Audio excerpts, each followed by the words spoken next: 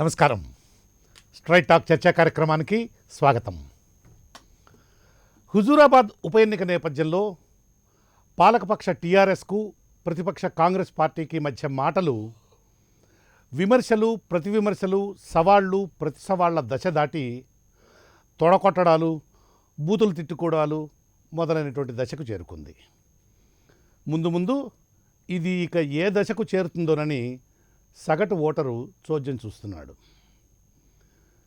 తెలంగాణ కార్మిక మంత్రి మల్లారెడ్డికి అకస్మాత్తుగా అంత కోపం ఎందుకు వచ్చిందో తెలియదు. కానీ నిన్న పార్టీ భవన్లో పార్టీ సహచరులతో కూడి విలేకరులతో మాట్లాడుతూ, రేవంత్ రెడ్డికి దమ్ముంటే తన పార్లమెంట్ సభ్యత్వానికి వెంటనే రాజీనామా చేసి తనపై పోటీ చేసి గెలవాలని, అలా గెలిస్తే తాను రాజకీయ సన్యాసం చేస్తానని సవాల్ విసిరారు. రేవంత్ రెడ్డి భూ కబ్జాదారుడని, చీడపురుగని, ఆయనను ఎంత తిట్టినా దండగేనని దండకం చదువుతూ, రేవంత్ రెడ్డి ఖబర్దార్, ఇక రేపటి నుంచి నీ సంగతి చూసుకుంటా అంటూ నిప్పులు గక్కారు. కాగా నిన్న బుధవారం నాడు చింతలపల్లిలో దళిత గిరిజన ఆత్మగౌరవ ముగింపు సభలో తెలంగాణ పీసీసీ అధ్యక్షుడు రేవంత్ రెడ్డి మాట్లాడుతూ, కేసీఆర్ చింతమడిక చీటరని, దత్తత పేరుతో ఆశలు పెంచి ఒక్క హామీని కూడా నెరవేర్చలేదని, కేసీఆర్ టైం ఇక అయిపోయిందని ఘాటుగా విమర్శించారు. కేసీఆర్ అంటేనే చీటరని, చింతపల్లిలో ప్రాథమిక ఆరోగ్య కేంద్రం అన్నాడు, ఇందిరమ్మ ఇళ్ళు అన్నాడు, భూముల సమస్యలు పరిష్కరిస్తానని చెప్పినాడు అని కేసీఆర్ కనీసం వాటిలో ఒక్క హామీని కూడా నెరవేర్చలేదని ఆయన విమర్శించారు. ఇక బీజేపీ విషయానికి వస్తే, ఈటెల రాజేందర్ రాజీనామాతో రాష్ట్ర ప్రభుత్వ పాలనా వ్యవహారాల్లో పెనుమార్పులు మొదలయ్యాయని, అధికారం చేపట్టిన 7 ఏళ్ల తర్వాత టీఆర్ఎస్కు దళితులు, దళిత ఆఫీసర్లు యాదికొస్తున్నారని, దళిత ఆఫీసర్లకు ప్రమోషన్లతో రోజుకో జీవో విడుదల చేస్తున్నారని రాష్ట్ర మాజీ మంత్రి, హుజూరాబాద్ బీజేపీ అభ్యర్థి ఈటెల రాజేందర్ విమర్శించారు. ఇది ఈరోజు స్ట్రైట్ టాక్ చర్చా కార్యక్రమం. ఇక ఈ కార్యక్రమంలో పాల్గొనేందుకు టీఆర్ఎస్ పార్టీ నుంచి ఆ పార్టీ నాయకుడు నరేష్, తెలంగాణ కాంగ్రెస్ అధికార ప్రతినిధి శ్రీ సామా రామ్మోహన్ రెడ్డి, బీజేపీ నాయకుడు శ్రీ దీపక్ కుమార్, రాజకీయ విశ్లేషకులు పాపారావు ఈరోజు ఈ చర్చా కార్యక్రమంలో పాల్గొంటున్నారు. నరేష్, నమస్కారం అండి. నమస్తే సార్. Good evening. ఏమిటి తొడలు కొడుతున్నారు, ఇంకా చాలా పెద్ద పెద్ద పదాలు వాడుతున్నారు? ఎందుకు అంత కోపం ఎందుకు వచ్చింది మల్లారెడ్డి గారికి అకస్మాత్తుగా? ఇంతకుముందు జనరల్గా కొంచెం సాత్వికుడిగానే, శాంతంగానే, సామరస్యంగానే మాట్లాడుతుంటారు ఆయన, నాకు తెలిసినంత వరకు. నేను బాగా కోపం వచ్చినట్లుంది. ఏంటి, ఏం జరుగుతోంది? ప్రజాస్వామ్యయుతంగా, శాంతిబద్ధంగా ఆనాడు తెలంగాణ ఉద్యమం నుంచి తెలంగాణ సాధించుకునేంత వరకు, ఈరోజు బంగారు తెలంగాణ దిశ పోయేంత వరకు కూడా. చెప్పండి నరేష్. ఓకే, నరేష్ తోటి ఇది సాంకేతిక సమస్య వచ్చినట్లుందండి, చిన్నది. సరే, రామ్మోహన్ రెడ్డి గారు, నరేష్ గారికి మాట్లాడే అవకాశం ఇవ్వకుండా మీరు ఏదో కిరికిరి చేసినట్లున్నారు. చూడబోతుంటే మీ చిరునవ్వులు చూస్తుంటేనే కొంచెం అనుమానించాల్సి వస్తుంది. కమాన్, గో హెడ్ రామ్మోహన్. దేవుడు ఉంటాడు కదా సార్, అవాస్తవాలను మొదలు పెట్టాగానే ఆపేసేసిండు. అవాస్తవాలనా? వాళ్ళు ఎందుకంటే మీరు బూతుల గురించి మాట్లాడి, తొడలు కొట్టి, చాతులు కొట్టి దాని గురించి అడిగితే ఆయన ప్రజాస్వామ్యం అని మాట్లాడుతా ఉన్నాడు. భూత పురాణం గురించి మీరు అడిగారు, ఆయన ప్రజాస్వామ్యం గురించి జవాబుతోటి మొదలు పెడుతుంటే అది నచ్చలేదు, టెక్నికల్ లాకిన వచ్చింది.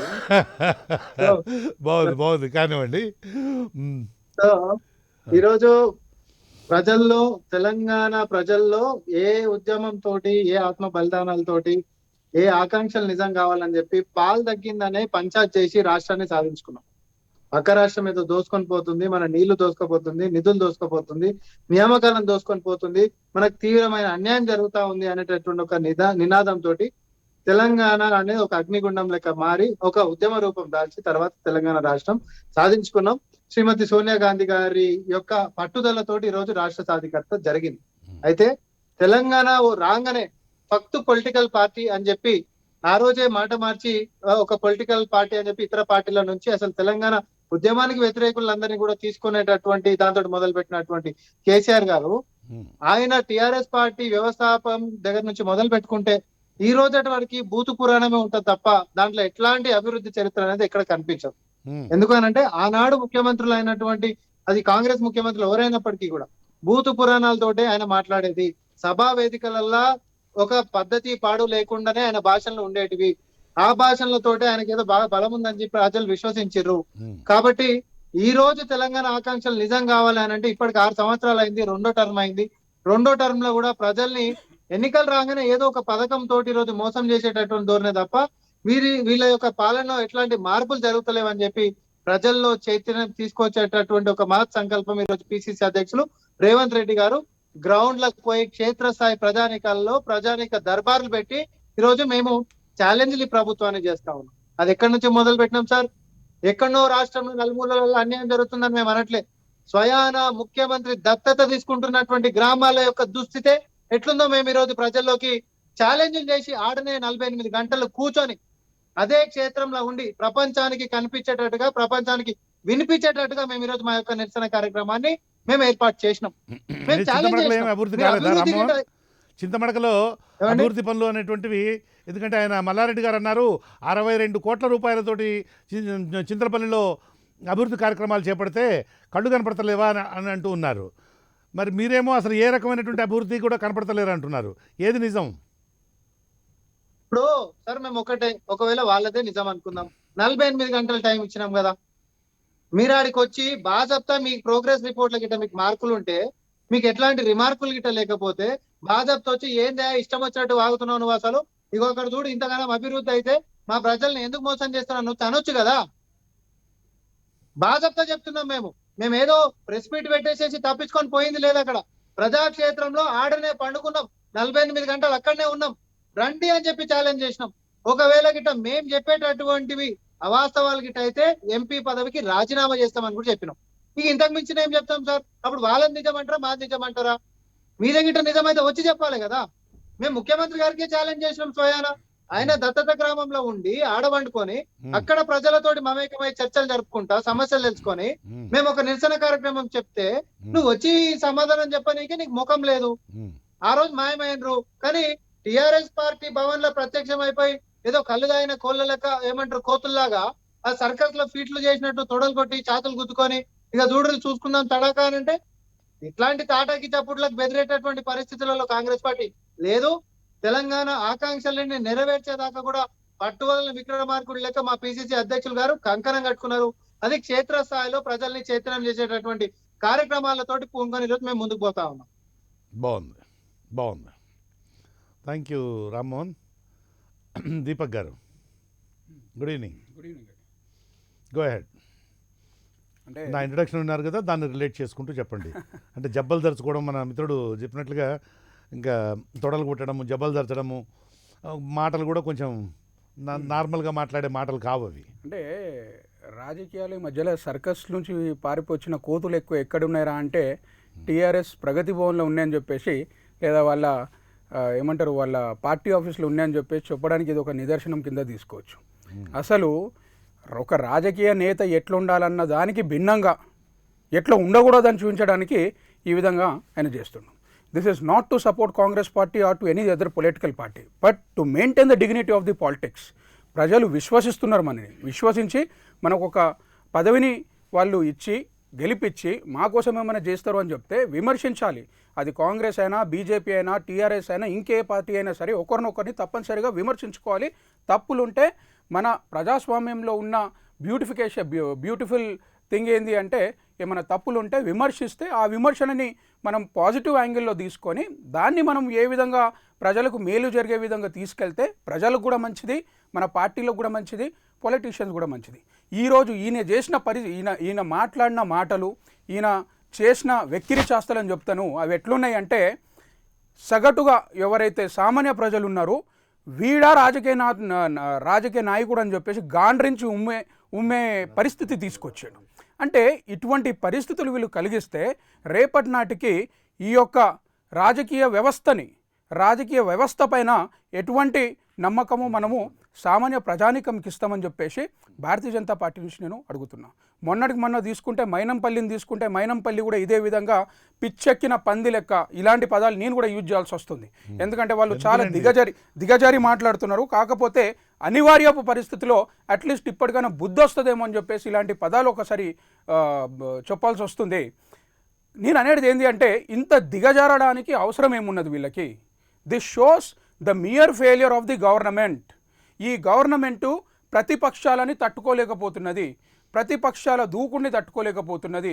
వాళ్ళ ఫెయిల్యూర్స్ ఏవైతున్నాయో దాన్ని క్వశ్చన్ మార్క్ చేస్తే వీళ్ళు ఫ్రస్ట్రేషన్లోకి వచ్చేసి ఈ విధంగా దాడులు చేయడము, తర్వాత దాడులు చేయడం ఒకటే బాకీ ఉన్నదన్నట్టు అనే విధంగా వీళ్ళు మాటలతో భయపడిపించడానికి ప్రయత్నిస్తున్న చేస్తలని చెప్పేసి చెప్తున్నాను. లేకపోతే గతంలో ఎన్నడూ లేని విధంగా మన తెలంగాణలో, మన ఉమ్మడి ఆంధ్రప్రదేశ్లో ఇటువంటి రాజకీయ నాయకులను మనం ఎప్పుడు కూడా చూడలేదు. ఎస్, మనము విమర్శించుకున్నాము, ప్రతి ఒక్కరం విమర్శించుకున్నాము, తప్పు లేదు. దాన్ని మీరు ప్రూఫ్లతో విమర్శించండి, దాన్ని అందరం కూడా స్వాగతిస్తాం. ఏ పొలిటికల్ పార్టీ అయినా సరే, నేను వ్యక్తిగతంగా కూడా చెప్తున్నా, ఏ పొలిటికల్ పార్టీ అయినా సరే ఇంకో పొలిటికల్ పార్టీలో ఉన్న పొలిటీషియన్ని మన బ్రదర్ లెక్క మనం ఆదరించి తప్పునుంటే నిలదీయాల తప్పనిసరిగా. కానీ ఈ విధంగా పబ్లిక్లో ఈ విధంగా మాట్లాడడం అనేది మాత్రం అది హాస్యాస్పదం. అండ్ అదేవిధంగా this shows the commitment of a political party and it's politician. నేను ఇప్పుడు ఏమంటున్నా అంటే ఈ మాటలు ఏవైతే మాట్లాడారో ఇవి వాళ్ళ ఫ్రస్ట్రేషన్, వాళ్ళ ఫెయిలియర్స్కి నిదర్శన కింద తీసుకుంటున్నాము.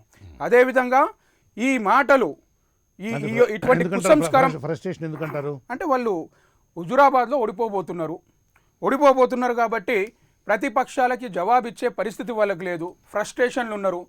ఈ యొక్క హుజురాబాద్లో దళిత బంధు అన్న పథకాన్ని వీళ్ళు అమలుపరిచి అక్కడ మాకు బెనిఫిట్ జరుగుతుంది అని చెప్తే అది కూడా తిరిగి కొట్టే విధంగా ప్రజలు ఆ బెనిఫిట్ని తీసుకుంటున్నారు. ఎందుకంటే వాళ్ళకి రావాల్సిన డబ్బులను వాళ్ళు తీసుకుంటున్నారు కాబట్టి న్యాయం సైడ్ వాళ్ళు నిలబడుతున్నారు.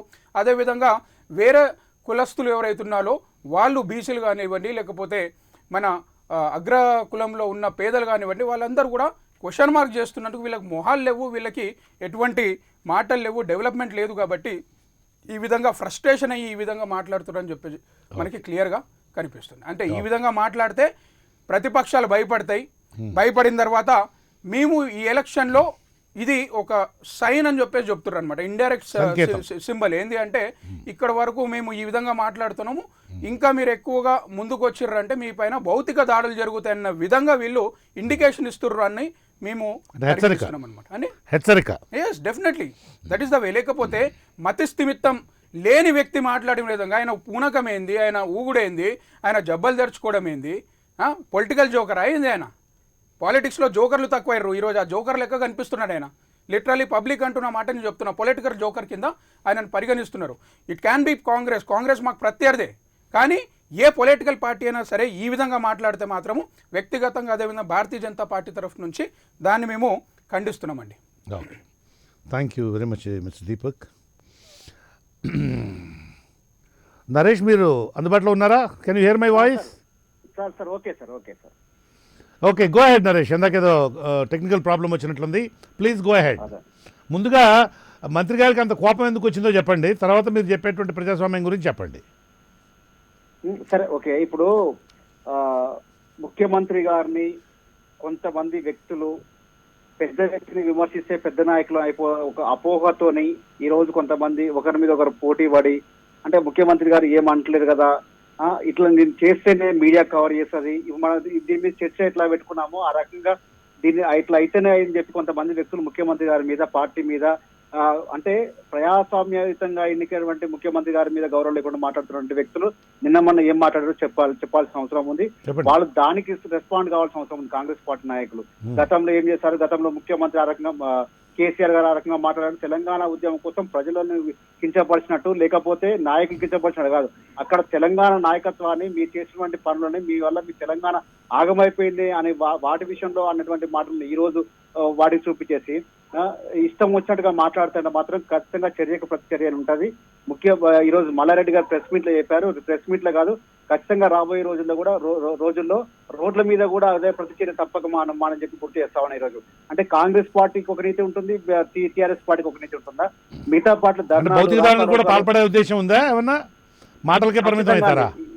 ఇప్పటికైనా సరే ప్రజాస్వామ్యయుతంగా రాజ్యాంగబద్ధంగా మాటలు మాట్లాడకపోతే హక్కు వాక్ స్వాతంత్రం ఉందని చెప్పి ఇష్టం వచ్చినట్టు ఎదుటి వ్యక్తులను ఇష్టం వచ్చినట్టు మాట్లాడుతూ ఉంటే దేనికైనా సిద్ధంగానికి తెలంగాణ శ్రేణులు ఈ రోజు ప్రిపేర్ అయి ఉన్నాము. దానికి మేము ఎందుకు చెప్తా ఉన్నామంటే ఈ రోజు వరకు కూడా మా ముఖ్యమంత్రి గారు మా అధ్యక్షులు కేటీఆర్ గారు కూడా ఎక్కడ కూడా మనం సంయమనం కోల్పోవద్దని ఒక మాట చెప్పారు కాబట్టి తెలంగాణ శ్రేణులు నెమ్మదిగా ఉన్నారు. కానీ ఖచ్చితంగా మీరు ఇట్లే మాట్లాడుతుంటే మాత్రం అది కూడా చేయక తప్పాల్సిన పరిస్థితి ఏర్పడుతుంది.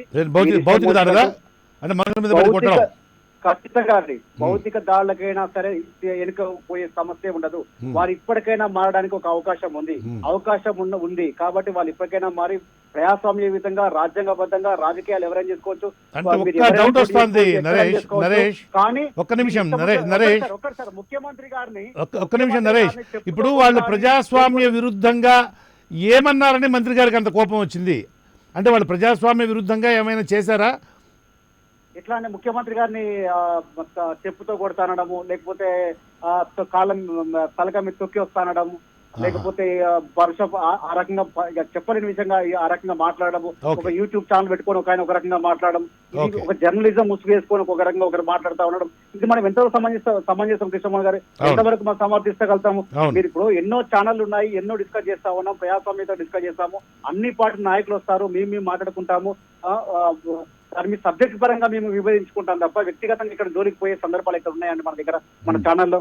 కానీ కొన్ని ఛానళ్లు కేవలం ముఖ్యమంత్రి గారిని వివిధ పేర్ల మీద లేకపోతే మంత్రుల వివిధ పేర్ల మీద ఆ రకంగా మాట్లాడే ఎంతవరకు సంబంధించిన జర్నలిజం ముసుగులో అలాంటి దాన్ని మీరు కూడా దాన్ని చెప్పాల్సిన అవసరం ఉంది కృష్ణమోహన్ గారు. కాబట్టి నేనేం చెప్తా ఉన్నానంటే ఇలాంటి వ్యక్తులు కొంతమంది ఇటు పార్టీలను ఇటు జర్నలిజాన్ని రెండు కూడా అంటే ఇక్కడ రాజకీయ పార్టీగా రాజకీయంగా అతన్ని ఎదుర్కొనినప్పుడు ఇటు జర్నలిజం ముసుగులో వస్తారు, జర్నలిజం మీద వచ్చినప్పుడు రాజకీయ ముసుగులో రావడం, అంటే ఇలాంటి ద్వంద్వ వైఖరి కొంతమంది చేస్తా ఉన్నారు. కాబట్టి వాళ్ళకు కూడా చెప్తా ఉన్నాం మేము ఈ రోజు మీ ఛానల్ ద్వారా, ఇప్పటికైనా మానుకోండి దయచేసి. ముఖ్యమంత్రి గారిని అలాంటి పరుష పదాజాలతో మీరు మాట్లాడితే మాత్రం పరుష పదాజాలు మేము కూడా వాడగలం, మాకు కూడా పార్లమెంట్ ఓట్స్ వచ్చు, మాకు కూడా ఏం చేయాలవచ్చు. మేము కూడా ఖచ్చితంగా కూడా తెలంగాణ ఉద్యమాల నుంచి వచ్చినాము, తెలంగాణ ఉద్యమాల్లో ఎన్నో కొట్లాటలు చేసుకొని, ఎన్నో ధర్నాలు చేసుకొని, ఎన్నో దెబ్బలు తీసుకొని ఈరోజు వచ్చాము కాబట్టి మాకు కొత్త ఏం కాదు. దయచేసి వాళ్ళు అర్థం చేసుకోవాల్సిన అవసరం అని చెప్పి నేను ఈరోజు రిక్వెస్ట్ చేస్తా ఉన్నాను మీ ఛానల్ ద్వారా. Okay thank you very much Naresh గారు. పాపారావు గారు నమస్కారం. 3 ప్రధాన రాజకీయ పార్టీల ప్రతినిధులు మాట్లాడినటువంటి పాపారావు గారు నమస్కారం. వినపడుతుందా పాపారావు గారు? కెన్ యూ హియర్ మీ? పాపారావు గారు అవునా? వినపడుతుంది చెప్పండి. అదే 3 ప్రధాన రాజకీయ పార్టీల ప్రతినిధులు చెప్పినటువంటి మాటలు విన్నారు కదా సార్? వినపడుతుందా? విన్నానండి. Go ahead then please go ahead. సరే, ఇప్పుడు ముందుగా అంటే చివర మాట్లాడినా కానీ ఏదో ఆయన టెక్నికల్ ప్రాబ్లం వల్ల ఆయన చివరిలో మాట్లాడారు. కానీ నరేష్ గారు ఆయన ముందు ఆయన చెప్పిన దాని గురించి కాసేపు మాట్లాడుకుంటే మంచిది. ఎందుకంటే రాజకీయాల్లో ఇట్లే కాకుండా భౌతిక దాడుల బెదిరింపులు కూడా ఓపెన్ గానే మీడియా సాక్షిగా మొదలవుతున్నాయి అనేది ఈ రోజు మీడియా ప్లాట్ఫామ్ మీదే నరేష్ గారు భౌతిక దాడులకైనా దిగుతాం అనే దానికి వెనకాడకుండా చెప్తున్నారంటే మంచిదే. రాజకీయం చాలా పరిణతి చెందింది, ప్రజాస్వామ్యం కూడా చాలా పరిపక్వం అయింది, కుళ్ళిపోయి రాలిపోవడానికి కూడా సిద్ధంగా ఉంది. అందుకని ఏంటంటే అంత డైరెక్ట్ గా బెదిరించడం మంచిది. ఎవరేంటో పైగా ఆయన చెప్తున్న మాట ఏంటంటే నేను తెలంగాణ ఉద్యమ సానుభూతి పరుడు, తెలంగాణ కావాలని కోరుకున్న వాళ్ళలో నేను కూడా ఒకడిని. ఆ రోజు ఓపెన్ గా కూడా సమర్థించా ఉద్యమంలో లేకపోతే. మరి అట్లాంటి వాడిని నాకు ఒక హక్కు కూడా ఉంది. నరేష్ గారు ఏం చెప్తున్నారంటే తెలంగాణ ఉద్యమంలో ఉన్నవాడిగా ఆయన చెప్తున్నాడు పోరాడాం దీనికోసం అని. తెలంగాణ ఉద్యమం రోజుల్లో కూడా ఎవరి మీద ఏ భౌతిక దాడులు తెలంగాణ ఉద్యమకారులు చేయాల. తెలంగాణ ఉద్యమం చాలా సంయమనంతో జరిగింది, చాలా గొప్పగా జరిగింది. అద్భుతమైనటువంటి తెలంగాణ పోరాట పట్టుకతో పాటుకు తెలంగాణ ప్రజల గొప్పతనాన్ని కూడా చూపించింది తెలంగాణ ఉద్యమం. మరి అలాంటి తెలంగాణ ఉద్యమం నుంచి వచ్చిన నరేష్ గారు ఈ రోజు భౌతిక దాడులకు వెనకాడం అని చెప్పి ఎందుకు మాట్లాడుతున్నారు? ఏ ఆలోచనలు ఉన్నాయి ఆయనకి? ఒకటి అది ప్రధానమైన ప్రశ్న. నేను తెలంగాణ ఉద్యమం ఎప్పుడు ఇలా చేయాలి, తెలంగాణ ఉద్యమకారుడు ఆయన చెప్పుకోవడమైనా మానేయాలి, లేకపోతే తెలంగాణ ఉద్యమకారుడు చెప్పుకుంటే భౌతిక దాడుల గురించి ఇక అందరు కనపడ్డ మీద దాడులు చేస్తామని చెప్పేదైనా మానేయాలి. రెండోది, ఈ రోజు ఆయన చెప్పిన దానిలో నాకు కేసీఆర్ని విమర్శిస్తే పెద్దవాళ్ళు అవుతారని. ఇప్పుడు రేవంత్ రెడ్డికి నేనేమో అభిమాని కాదు. రేవంత్ రెడ్డి చేసిన పని అందరం చూసాం కళ్ళారా. ఆయన తీసుకెళ్లి డబ్బులు ఇవ్వబోయింది స్టీఫెన్సన్ కి. ఆయన మీద నేనేం ప్రత్యేకమైన అభిమానం ఉన్నోడేం కాదు, కూడా భిన్నమైన వాడేం కాదు, కాకపోతే దాటిగా మాట్లాడతాడు. కాకపోతే ఇప్పుడు రేవంత్ రెడ్డికి కేసీఆర్ ని విమర్శించే పెద్దోడు అవ్వాల్సినంత అవసరం లేదు. ఇక్కడ కేసీఆర్ సింగిల్ పాయింట్ ఎజెండా కాదు ఎవరికి. ఒకటి మాత్రం నిజం, కేసీఆర్ ఒక్కడే సింగిల్ పాయింట్ ఎజెండా కాదు. ఇక్కడ ఇష్యూస్, సమస్యలు, ఈ ప్రజల సమస్యలు, వాటి మీద కేసీఆర్ గారు తీసుకుంటున్నటువంటి విధానాలు, దాని మీద విమర్శలు వస్తాయి. మీద నేను కూడా విమర్శిస్తున్నాను ఈ మధ్యకాలంలో చాలా చోట్ల. చాలాసార్లు చెప్పాయి 4 తోలికి బాను దళిత బంధు అంటే బెటర్ మార్గాలు మీరు ఇస్తా ఉన్న 3 ఎకరాల మార్గం ఉండగా దళిత బంధు ఇచ్చామని చెప్పి ఎందుకు ఇదంతా అవ్వని పనులని చెప్పి ఎవరైనా విమర్శిస్తున్నారు. చేయండి, మంచిదే, దళితులకు ఇంకా చేయాలి, ఆ 3 ఎకరాలు ఇమ్మని ఇప్పటికీ డిమాండ్ చేస్తున్నాం. అందుకని సమస్యల మీద మాట్లాడితే ఏదో కేసీఆర్ గారిని విమర్శిస్తే పెద్దవాళ్ళు అవుతారని. కేసీఆర్ గారు ఆ సీట్ లోంచి పక్కకి వెళ్ళిపోతే ఎవరు కేసీఆర్ గారిని విమర్శించరు, అంత పని లేని వాళ్ళు ఎవరు లేరు ఇక్కడ.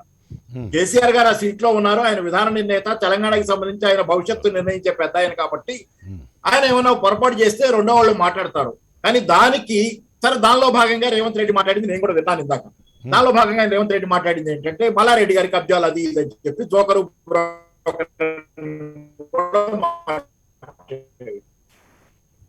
సరే ఇట్లాంటి భాష తెలంగాణ. సరే జోకరు బ్రోకర్ ఎంత తప్పని నాకు తెలియదు, మామూలు రెగ్యులర్ మాటలే ఈ జోకరు బ్రోకరు. జోకర్ అనేది కూడా రెగ్యులర్ గా యూసేజ్ లో ఉండే మాట, ఎవరైనా మాట్లాడేది.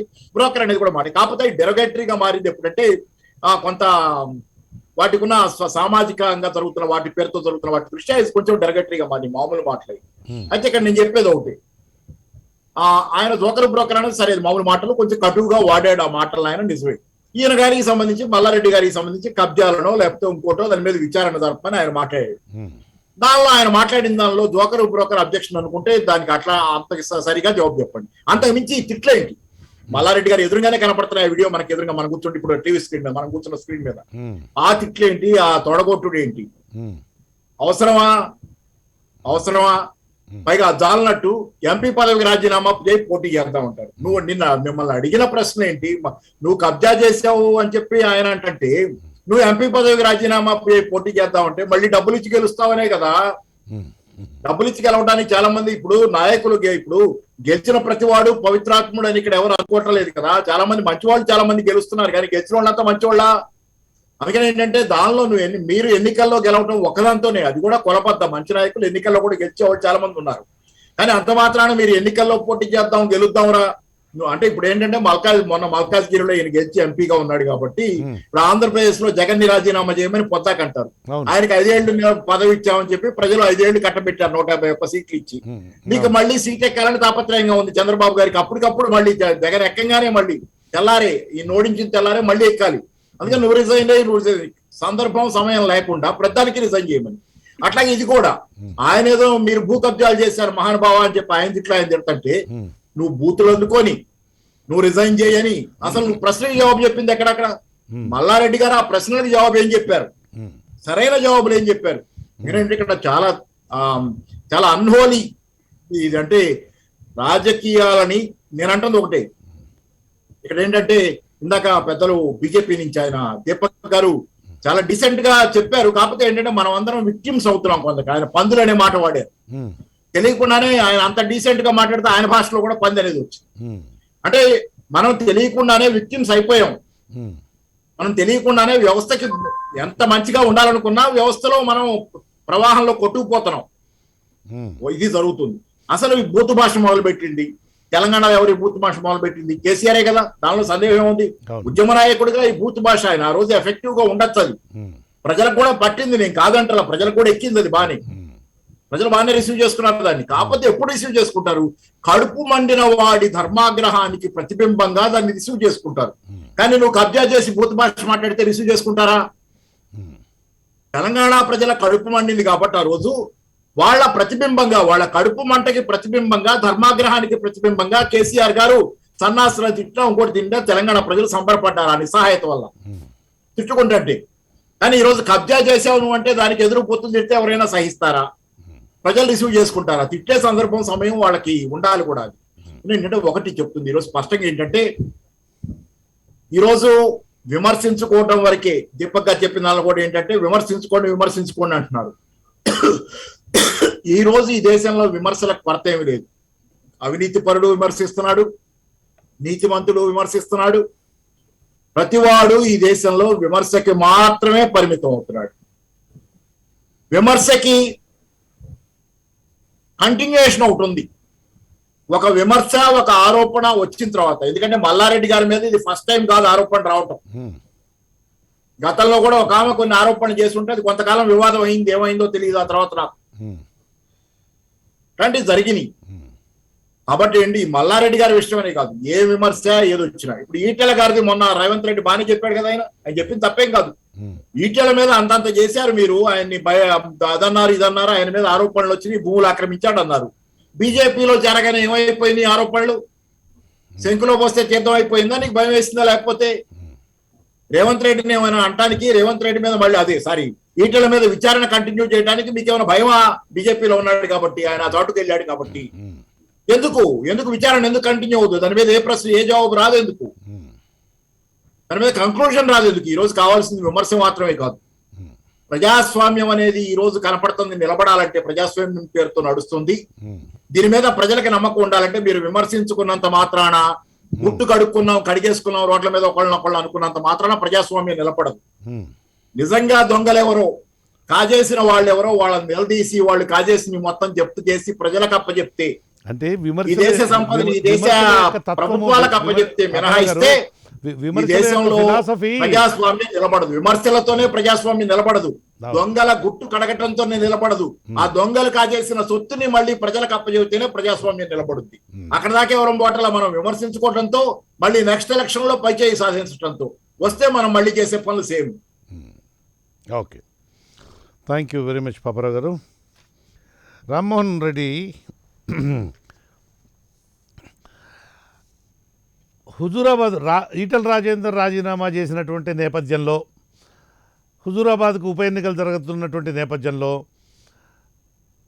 అకస్మాత్తుగా సరే దళిత బంధు పెట్టడం అనేటువంటిది ఒక ఆస్పెక్టు. ఆ దళిత బంధు పథకాన్ని దళిత ఉద్యోగులకు కూడా ఎక్స్టెండ్ చేస్తానంటాం, బాగానే ఉంది. బీసీ బంధు కూడా పెడతానంటున్నారు ఆయన, బ్యాక్వర్డ్ క్లాసెస్ బంధు కూడా పెడతానంటున్నాడు. అలాగే రెడ్ల బంధు, అలాగే బ్రాహ్మణ బంధు, అలాగే కమ్మల బంధు, అలాగే వెలమల బంధు, ఇలా అన్ని బంధువులు కూడా పెట్టేటువంటి సూచనలు అయితే మెండుగానే కనపడుతున్నాయి. ఏమిటి బంధువుల గోల? ఒకటి. రెండు, అకస్మాత్తుగా దళిత ఉద్యోగులకు, దళిత సీనియర్ ఆఫీసర్లు అనేటువంటి దళితులలో సీనియర్ ఆఫీసర్లుగా ఉన్నటువంటి వాళ్ళకి చాలా ఇప్పటివరకు 7 ఏళ్లలో లేనటువంటి, ఏనాడు చూడనటువంటి పోస్టులు అనేటువంటివి ఈ రోజున ప్రభుత్వంలో అంటే కీలకమైనటువంటి శాఖల్లో వీళ్ళని నియమించడం జరుగుతుంది. దీనికి గాను రోజుకు ఒక జీవోను కూడా విడుదల చేస్తూ ఉన్నారు. ఎక్కడో కాదు, సీఎం ఆఫీసులోనే దళితులకు స్థానం కల్పించినటువంటి వైనం కూడా కనపడుతోంది. ఈ ఆకస్మిక దళిత ప్రేమను ఎట్లా చూడాలి మనం? ఎందుకంటే ఇది కూడా ప్రజలకు తెలియాలి. ఎందుకంటే 7 ఏళ్లలో ఏనాడు కూడా ఈ విధమైనటువంటి ప్రేమ కనపడలేదు. మళ్ళీ హుజూరాబాద్ ఎన్నికలు అటో ఇటో అవుతాయి, ఎవరో వాళ్ళు గెలుస్తారు. అటు వాళ్ళు, మీరు, బీజేపీ వాళ్ళు ఎవరో వాళ్ళు గెలుస్తారు, మిగిలిన ఇద్దరు ఓడిపోతారు. కానీ ఈ దళిత బంధు అనేటువంటిది మళ్ళీ అకస్మాత్తుగా అదృశ్యమైపోయి ఆవిరైపోయేటువంటి అవకాశాలు కూడా కనపడుతూనే ఉన్నాయి. ఎందుకంటే మన 7 ఏళ్ల ట్రాక్ రికార్డ్ అనేటువంటిది అదే విధంగా ఉంది. ఎలా చూడాలి మీరు దీన్ని రామోహన్? ఇప్పుడు మీరు అన్నట్టుగానే దళిత బంధు, తర్వాత గిరిజన బంధు, తర్వాత బీసీ బంధు, తర్వాత ఓసీ బంధు, ఆ ఓసీలలో ఇంకో బంధు, ఇవన్నీ ఎందుకనంటే ముఖ్యమంత్రి గారికి భయం ఏమవుతుందంటే ఇంతలోపు నా దుఃఖం బంద్ అవుతుందేమో అని భయం అవుతుందని. ఎందుకనంటే ప్రజల్లో వస్తున్నటువంటి ఒక యాంటీ ఇన్కమ్బెన్సీ అనేది ఈ రోజు ఖచ్చితంగా కనిపిస్తుంది. మొన్నటి వరకు ఏమో అదొక చాప కింద నీరులాగా ప్రజలు మాట్లాడుకోవడం ఉండేనేమో, కానీ ఈ రోజు ప్రజాస్వామ్యంలో డైరెక్ట్ గానే ప్రజలు వారి యొక్క విమర్శలు, వారి యొక్క అసహనాన్ని వ్యక్తం చేస్తా ఉన్నారు. ఇంతకు ముందేమో అట్లా జరగలేదు, అట్లాంటి పరిస్థితులు కూడా లేకుండా. అయితే కాంగ్రెస్ పార్టీ చైతన్య యాత్రలని, తర్వాత దళిత గిరిజన ఆత్మగౌరవ సభలని మేము ఈ రోజు ప్రతి ఒక్క వాడవాడలో కూడా, రాష్ట్రంలో ఉంటున్నటువంటి ప్రతి దిశ అన్ని దగ్గరలో కూడా ఒక చైతన్యాన్ని మేము ఎట్లా తీసుకొని వచ్చేటటువంటి ఒక వ్యూహరచన పిసిసి అధ్యక్షులు రేవంత్ రెడ్డి గారి ఆధ్వర్యంలో జరుగుతా ఉందో ఉమ్, దాంతో ఇంకా మల్టీఫోల్డ్స్ అయింది. ఉమ్, ఖచ్చితంగా ప్రజల్లో ఉంటున్నటువంటి అసమ్మతిని ఆజ్యం పోస్తూ అది ప్రజల్లో ఒక రెవల్యూషన్ మార్జిగాదిగా రేపొద్దున మారబోతుంది అనేటటువంటి దానికి ఈ మన ఎమ్మెల్యే గారు కానీ లేకపోతే నిన్న మంత్రి గారు కానీ వారి యొక్క ఫ్రస్ట్రేషన్స్ మనకు కనిపిస్తా ఉన్నాయి. ఎందుకంటే ముఖ్యమంత్రి గారిని ఛాలెంజ్ చేస్తే సమస్యలకి పరిష్కారం చెప్దాందా లేకపోతే మేము చేసినటువంటి ఆరోపణలని తప్పని నిరూపిద్దు రండి అని చెప్పి మేము ధర్మంగా మాట్లాడినాం. ఇందాక పాపారావు గారు చాలా చక్కగా చెప్పిండ్రు, ఉమ్, ధర్మం దిక్కు నిలబడేటువంటి వాడికి కడుపులో మంట ఉంటది. ఉమ్, ప్రజలు కష్టాలు పడతా ఉన్నారు, ప్రజల్లో నిరుద్యోగుల్లో ఆత్మహత్యలు ఆగుతూనే లేవు. ఒక పక్క ప్రజలు ఆకాంక్షలు నెరవేర్తేమనుకొని ఏవైతే 3 నీళ్లు నిధులు నియామకాలు అని చెప్పి మనం మాట్లాడినామో 3టికి 3 నిండా ముంచినటువంటి పరిస్థితిలో తెలంగాణలో దాపరించింది. ఇంకా ఎన్నికలు రెస్టారెంట్ రాగానే కొత్తగా ఏదైనా ఒక పథకాన్ని తీసుకొని వచ్చి ఓట్లను మాత్రం దండుకొని మళ్ళీ మోసం చేసేటటువంటి ప్రక్రియ ఇది కొనసాగుతూనే ఉంది. దీన్ని ఆపాల్సినటువంటి అవసరం ఉంది. కాబట్టి ఈ రోజు మీరు ఏ బంధులు మాట్లాడినా, ఈ రోజు మీరు ఏ పథకాలు మీరు తీసుకొని వచ్చినా, end of the day Telangana ప్రజల యొక్క ఆకాంక్షలు నెరవేర్చేటటువంటి ప్రభుత్వం ఇది కాదు అనేటటువంటిది సుస్పష్టంగా కనిపిస్తా ఉంది. అయితే ఇందాక నరేష్ గారు మాట్లాడుకుంటూ మరి మీరు ఇప్పటికైనా ఆపేసేయాలి, ఆపకపోతే మేము ఇంకొక స్టేజ్ కూడా పోవాల్సి వస్తది, మా సహనాన్ని మీరు పరీక్షించొద్దు అని అంటే గుర్తుపెట్టుకోవాలి. ఇందాకనే ఇంకొక మీటింగ్ లో కూడా ఎమ్మెల్యే గారు మాట్లాడారు, వాళ్ళు 6 ఎవరు, మేము 100 మంది ఉన్నాం. మీరు 6 ఉంటే 100 మంది అని గిట్ట లెక్క పెట్టుకుంటే 4 కోట్ల మంది వచ్చి మీ ఈపులు ఆయగొడతారు. ప్రజల్లో ఎప్పుడైతే ఒక కష్టం గురించి మాట్లాడుతారో, ప్రజల్లో పడుతున్నటువంటి అవస్థల గురించి మాట్లాడుతారో, కనీసం రేపొద్దున వస్తున్నటువంటి ఆర్థిక స్తోమత క్షీణించిపోతున్నటువంటి పరిస్థితి ప్రతి కుటుంబంలో ఉంది. ఒక రకంగా కొత్త అవకాశాలను ఉద్యోగ కల్పన లేకుండా వాళ్ళని ఆర్థికంగా సంక్షోభంలోకి నెట్టివేస్తూ మీదికెంచి ప్రజాస్వామ్యంలో మాట్లాడియం, ఎక్కువ మాట్లాడితే భౌతిక దాడులకు కూడా దిగుతామని చెప్పి దిగజారిపోయి ఈ రోజు బరితెగించి మాట్లాడుతున్నటువంటి వారి యొక్క భాషలు ఈ రోజు మనం చూస్తా ఉంటే, ఎప్పుడైనా నేను ఒకటే చెప్తున్నా, ఈట్కా జవాబ్ పత్తర్ సే దేంగే. మళ్ళీ అంటున్నాం, ఇటుకే మీరు పట్టుకుంటే రాయితో సమాధానం వస్తుంది. మీరు అధికారం ఉందనే బలుపుతో మీరు మాట్లాడుకుంటే చైతన్యం అనేటటువంటి ఆయుధంతో సమాధానం వస్తుంది. ఇది ప్రజాస్వామ్యం. ప్రజలతో ఎప్పుడైనా పెట్టుకున్నటువంటి అధికారం ఎప్పుడైనా పాలకుల్లో కనుక హెడ్స్ట్రాంగ్ ఇట్ అయితే దాన్ని దింపిందాకా కూడా ప్రజలు ఎప్పుడు వదిలిపెట్టారు. దాన్ని ముందు నడిపించేటటువంటి దాంట్లో మేము కాంగ్రెస్ పార్టీ నుంచి మీరు ఎన్ని రకాలుగా బెదిరింపులకి తాటకి చప్పుళ్ళకి వణికేటటువంటి వాళ్ళు ఎవరు కూడా లేరు. ప్రజాస్వామ్యబద్ధంగా మాట్లాడుతున్నాం. ఆ భాషలో ఒకవేళ మావే గిట్ట బూతులనంటే గతంలో కేసీఆర్ గారు మాట్లాడినటువంటి బూతులనల్లా ఇక మరి ఇంకేదైనా మాటలనల్లా తప్పేం లేదు. అవును, చెప్పులతో కొడతారు అన్నారు, తప్పేముంది సార్ దాంట్లో? ప్రజలకు అన్యాయం జరుగుతుంది అనుకోండి, ప్రజలు చెప్పులతో కొడతారు, దిష్టి బొమ్మ దానం చేస్తాం, దిష్టి బొమ్మని చెప్పులతో కొడతాం, అదొక ప్రొటెస్ట్ లో భాగం ఉంటది. దానికి మీరు వచ్చేసేసి అసలు మీడియాలో మాట్లాడలేనటువంటి భాషలు మాట్లాడుకుంటా ఉల్టా మీరు బెదిరింపులకు దిగుతున్నారు అంటే అక్కడ చూస్తూ ఊరుకునేటటువంటి మీ నాయకుడు కూడా రామ్మోహన్ రెడ్డి, మీ నాయకుడు కూడా అతను అన్నటువంటి మాటలు చూడండి. మూడు చింతలపల్లి దీక్ష విరమించినటువంటి పిసిసి చీఫ్ రేవంత్ రెడ్డి ఈ సందర్భంగా సీఎం కేసీఆర్పై తీవ్ర స్థాయిలో ధ్వజమెత్తారు. వాడు చింతమడక చీటర్, ఈ 3 చింతలకు కట్టి చీల్చాలంటూ వ్యాఖ్యానించారు ఆయన. ఈ భాష కూడా నో ఈ భాష కూడా అబ్యూజివ్ గానే ఉంది రామ్మోహన్. మీరు అంగీకరించినా అంగీకరించకపోయినా కూడా మనము కృష్ణమోహన్ గారు యథా రాజా తదా ప్రజా, గతంలో సేమ్ మాట ముఖ్యమంత్రి కేసీఆర్ గారు అంటే మనము అవతల వాళ్ళ దగ్గర నుంచి ఒక రకమైనటువంటి బిహేవియర్ను కనుక కాండక్ట్ను కనుక ఎక్స్పెక్ట్ చేస్తుంటే మనం ముందుగా దాన్ని పాటించాల్సి ఉంటుంది. అంటే మీరు సభ్య భాష మాట్లాడాలని నేను ఆశిస్తే నేను సభ్య భాషనే మాట్లాడాలి, అప్పుడే మీరు మాట్లాడతారు. నేను అసభ్య భాషను కనుక మాట్లాడాను అనుకోండి. కృష్ణమోహన్ గారు, let us go with the facts. ప్రజల్లో పల్స్ ఈ రోజు ఎట్లుందనంటే తెలంగాణ ఉద్యమం నుంచి కూడా తెలంగాణ రాష్ట్రంలో మరి ముఖ్యంగా ఒక నాయకుడు ఈ రోజు అధికారంలో ఉంటూ బరితెగించి బూతులు మాట్లాడుతూ ఉంటే ప్రతిపక్షాలు ఒకసారి సహిస్తాయి, 2 సార్లు సహిస్తాయి, 3 సార్లు సహిస్తాయి, 4వ కూడా సహిస్తే ప్రతిపక్షంలో దమ్ము లేదనేటటువంటి ఒక వాతావరణాన్ని ఈ అధికార పక్షమే మళ్ళీ తీసుకుపోయేటటువంటి పరిస్థితులు దాపురించినాయి. దీంట్లో ఎట్లాంటి అనుమానం లేదు. అంటే ఒక నిమిషం, అంటే బూతులే సమాధానం, ఈ అసభ్యమైన మాటలకు అసభ్యమైనటువంటి మాటలే సమాధానం అనేటువంటి అని కన్క్లూడ్ చేసుకోవాలా మనం? మేము అందుకని అంటున్నాం, ఒక దోషిని ఈ రోజు మాట్లాడేటటువంటి దాని లెక్క మాట్లాడుతున్నాం తప్ప వాళ్ళ లెక్క బూతు పురాణాలను మేము ఇంకా మొదలు పెట్టలే. బూతు పురాణాలను వాళ్ళు మొదలు పెట్టినప్పటికీ మేము ఒక లైన్ కి కన్ఫైన్ అయిపోయి ఉన్నాం. ఎందుకంటే మేము ప్రజా సమస్యల మీద కొట్లాడుతున్నాం. మాకు వ్యక్తిగతం అలా మీద ఎట్లాంటిది లేదు. ప్రజల సొమ్ముని పన్ను లెక్క తిన్నటువంటి వాళ్ళకి అంత రోషం పౌరుషం ఉంటే ప్రజా సమస్యల పరిష్కారం కోసం కొట్లాడటంలో మాకెంత ఉండాలి సార్? మాకెంత ఉండాలి? ఎస్, వాళ్ళకి ఈరోజు అధికార దర్పంతో వాళ్ళు మాట్లాడుతుంటే తెగిడిపుతో మేము మాట్లాడతాం. ప్రజల ముందు నిలబడి కష్టాల గురించి కొట్లాడుతున్నాం. మేము ఏం తప్పు మాట్లాడినాం? మూర్చింతపల్లిలా మా పిసిసి అధ్యక్షులు మాట్లాడినటువంటి దానిలో ఒక తప్పు చెప్పండి. ఇప్పుడే చదివి వినిపించాను కదా, ఇప్పుడే చదివి వినిపించాను కదా రామ్మోహన్ ఇప్పుడే చదివి వినిపించాను కదండి, ఇప్పుడే చదివి వినిపించాను కదా, ఇంకా వినిపించమంటారా? కేసీఆర్ జపాన్ ఎలకలాంటి వాడు, కేసీఆర్ జపాన్ ఎలకలాంటి వాడు, ప్రమాదాన్ని ముందే గ్రహించి బయటకు వచ్చిండు అని ఎద్దేవా చేశారు ఆయన. సో అంటే సరే, ఇలా ఎలక, కుక్క, పంది, ఇంకా ఇంకా ఏవో రకరకాలైనటువంటి జంతువులన్నీ తిట్టుకుంటే ఆ జంతువులన్నీ కూడా చాలా అవమానపడతాయేమో కదా. కాబట్టి ఆ జంతువుల్ని అవమానపరిచేటువంటి పరిస్థితి లేకుండా కొంచెం అంటే ఎవరు ఫెయిల్యూర్స్ని, ఇప్పుడు మీరు చింతమడకలో దీక్ష చేశారు, బాగుంది, మంచిగా చేశారు. దీక్ష చేసినప్పుడు అక్కడ కేసీఆర్ ఒక ప్రాథమిక ఆరోగ్య కేంద్రాన్ని ఏర్పాటు చేస్తానన్నాడు, చేయలేదు. అలాగే ఇంకా కాంగ్రెస్ పార్టీలో కట్టినటువంటి ఇళ్ళే తప్ప కేసీఆర్ వచ్చినటువంటి 7 ఏళ్లలో కనీసం ఒక్క ఇల్లు కూడా కట్టినటువంటి వైనం కనపడతలేదు. దాన్ని ఎక్స్పోజ్ చేయండి. ఇలాగ ఏవేవైతే ఆయన ప్రామిసులు చేశాడో ఆ ప్రామిసులు అక్కడ అమలు జరగలేదు. ఇదేది ఆయన దత్తత గ్రామంలో, ఇతరమైనటువంటి ప్రాంతాల్లో, ఇతరమైనటువంటి గ్రామాలలో కాదు. ఇలాంటివి ఎక్స్పోజ్ చేసి, అంటే ఒకట్లేండి, మంచి ధాటిగా ఊపుగా జనాన్ని ఉరకలేసేటువంటి విధంగా మాట్లాడాలంటే బూతులు లేకుండా కూడా మాట్లాడవచ్చు. అంటే ఈ బూతులు అనేది ఇప్పుడు ఆయన ఏంటి కొడతానంటున్నాడు, ఎవరు నరేష్ గారు, అవసరమైతే దాడులు చేస్తామని అంటున్నారు. అంటే ఇది అంతా ఎక్కడికి వెళ్ళేటువంటి ప్రమాదం ఉన్నది కదా. కొంచెం డిగ్నిఫైడ్గా చేసుకుంటే బాగుంటుందేమో కదా మన ఎన్నికల్ని.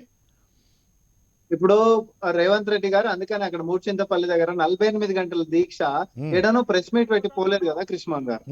మీరు చెప్పినటువంటి ప్రతి సమస్యని కూడా ఏవైతే ప్రమాణాలు చేసి చేపిస్తామని చెప్పినటువంటి సమస్యలు మీ సొంత దత్తత గ్రామాలలోనే ఏడున్నది ఆడుంది, ప్రజలు తీవ్ర అవస్థలు పడుతున్నారని అదే ప్రజాక్షేత్రంలో ప్రపంచానికి కనిపించేటట్టుగా అదే ప్రజల ఇంట్లలో నిద్రపోయి మరి అక్కడ వేచుండు ఛాలెంజ్ చేసిండు. దేని గురించి ఛాలెంజ్ చేసిండు? బూతులు గిట్ట మాట్లాడిండా? ఇప్పుడు బూతులు తిట్టి నువ్వు దమ్ముంటారా ఇంకోటి అని మాట్లాడలే కదా. సమస్యల మీద మాట్లాడదాము, నేను చెప్పినటువంటి ఆరోపణలు గిట్ట అవాస్తవం అయితే నా ఎంపీ పదవికి రాజీనామా చేస్తా అని అన్నారు. ఒకవేళ వాళ్ళ దగ్గర సమాధానాలు అభివృద్ధి చేయడానికి నిజంగా కూడా లేవు నాయకుల దగ్గర, అధికారులను ఎందుకు పంపలే? ఒకవేళ ఉంటే అధికారుల దగ్గర కూడా లేవు. ఒకవేళ మీరు అభివృద్ధి చేసిరు అనుకోండి, అదే టిఆర్ఎస్ భవన్ లా తొడలు మెడలు తర్వాత ఇంకేమైనా కొట్టుకున్న దానికంటే ఎందుకు మీ డెవలప్మెంట్ ప్రోగ్రెస్ రిపోర్ట్ చెప్పలేదు? మీ డెవలప్మెంట్ ప్రోగ్రెస్ రిపోర్ట్ చెప్పుంటే ప్రపంచానికి తెలిసేది కదా. అరే కాంగ్రెస్ పార్టీ నుంచి మేము ఆరోపణలు చేసినప్పటికీ వాస్తవంగా మేము చేసినప్పటికీ వీళ్ళు చూడండి అట్లా మాట్లాడుతున్నారు అని చెప్పి మీరెందుకు అనలేదు? ఎందుకంటే మీకు ఆడ సామాన్ లేదు కాబట్టి అంటున్నా. సో మేము మాట్లాడేటటువంటిది ఇంకొకటి కూడా చెప్తున్నా, రేవంత్ రెడ్డి గారు మాట్లాడినటువంటి భాష వెనకాల ఏడైనా ఒక కార్యక్రమం చేస్తున్నామంటే గంటన్నర వ్యవధిలో వీళ్ళు ప్రెస్ మీట్లు పెట్టి రేవంత్ రెడ్డి గారిని ఎన్ని మాటలు అంటున్నారు. నువ్వు దమ్ముంటారా చూసుకుందాం, నువ్వు ఊర్లోకి ఎట్లా వస్తావో చూసుకుంటాము, నీ తడాకి ఏంది, నీ బతికెంత, నీ అవకాశం ఎంత, ఏం మాటలు సార్ మరి ఇవి? అంటే ఎవరిని రెచ్చగొడుతున్నారు? ఒక ప్రతిపక్ష నాయకుడిని ప్రజల కష్టాల కోసం తెగించి కొట్లాడేటటువంటి వాళ్ళని బెదిరిస్తే బెదిరే బాపతేనా రేవంత్ రెడ్డి గారు? మనం మాట్లాడుకుందాం. ఆయనని బెదిరిస్తే బెదిరే బాపతేనా? ఆయన ఈ రోజు కాంగ్రెస్ పార్టీ కార్యకర్తల్లో కూడా ఒకటే మళ్ళీ అంటున్నాం, ధర్మం దిక్కుండి ధైర్యంగా కొట్లాడుతున్నాం మేము. అవినీతి సొమ్మి పందుకొక్కులు లెక్క తిని అప్పనంగా ఈ రోజు బాగా తిండి ఎక్కువైపోయినటువంటి మాటలు మేము మాట్లాడట్లే. ప్రజల కష్టాల గురించి మేము కొట్లాడుతున్నాం. 100% మా దగ్గర ధైర్యం ఉంటది, 100% మా దగ్గర తెగిడ్పు ఉంటది, 100% మా దగ్గర ఉక్రోషంతో మాట్లాడితే 4 మాటలు అటు ఇటు కూడా డొలుతాయి. అధికారంలో ఉన్నది నువ్వే కదా, మరి ఎందుకు సమస్యలకు పరిష్కారం చూపిస్తలేవు? ఎందుకు ప్రజలు ఇంకా కూడా నిరుద్యోగులు ఆత్మహత్యలు చేసుకుంటా ఉన్నారు? నోటిఫికేషన్ ఇప్పటికీ మనకు ఆత్మ విమర్శ చేసుకుంటే మనకు మించిన పాపం కూడా ఒకటి ఉండడేమో. ఇప్పటికి 4 సార్లు ఎన్నికల సంధి నోటిఫికేషన్లు, ఉద్యోగ నోటిఫికేషన్లు అని మాట్లాడుతా ఉన్నారు. ఇచ్చిండ్రా సార్? అయ్యిందా? నిరుద్యోగ వృత్తి మాట్లాడిన 2018 నుంచి ఈరోజు దళితుల మీద ప్రేమ, తర్వాత ఇంకో బంధు, ఆ బంధు, ఈ బంధు అని చెప్పి రాబంధు మాటలు మాట్లాడుతున్నారు తప్ప ఏ ఒక్కటన్నా మీరు చెప్పినటువంటి పనులు చేసిర్రా? రేపొద్దున దళిత బంధు కూడా హుజూరాబాద్ ఎన్నికల తర్వాత దీనికి స్వస్తి పలుకుతారు, అటకెక్కిస్తారు. ఇవి జరిగేటటువంటి వ్యవహారం కాదు. రామ్మోహన్ రెడ్డి. అయ్యా దీపక్ గారు, ఇందాక నేను ఆయనకు ఒక ప్రశ్న వేశాను, కానీ రామ్మోహన్ గారు బాగా మంచి జోష్లో ఉండటం వల్ల దాన్ని అడ్రస్ చేయలేదు. అందుకోసం దాన్ని మీకు నివేదిస్తున్నాను. పర్వాలేదు, కుర్రాడు కదా, ఆ మాత్రం జోష్ ఉండాలి, లేకపోతే అట్లా. అందులో అసలే ఉప ఎన్నికల్లో రవీంద్ర రెడ్డి గారికి బాగా కుడి భుజంలా తిరుగుతూ ఉన్నట్టున్నాడు. అందుకని ఆ మాత్రం హుషారు ఊపు ఉండాల్సిందే. ఏం లేదు, ఇప్పుడు కేసీఆర్ గారికి హుజూరాబాద్ ఎన్నికల్లో మొదటి దళిత బంధు పెట్టారు. ఆ తర్వాత దళిత బంధునే దళిత ఉద్యోగులందరికీ కూడా ఎక్స్టెండ్ చేస్తానన్నాడు. ఆ తర్వాత బీసీ బంధులు అన్నాడు. ఆ తర్వాత గత వారం రోజుల నుంచి 10 రోజుల నుంచి కనుక మీరు చూస్తున్నట్లయితే సీఎంఓలో రాహుల్ బొత్స గారిని ముఖ్యమంత్రి గారి ఆఫీస్లో నియమించారు.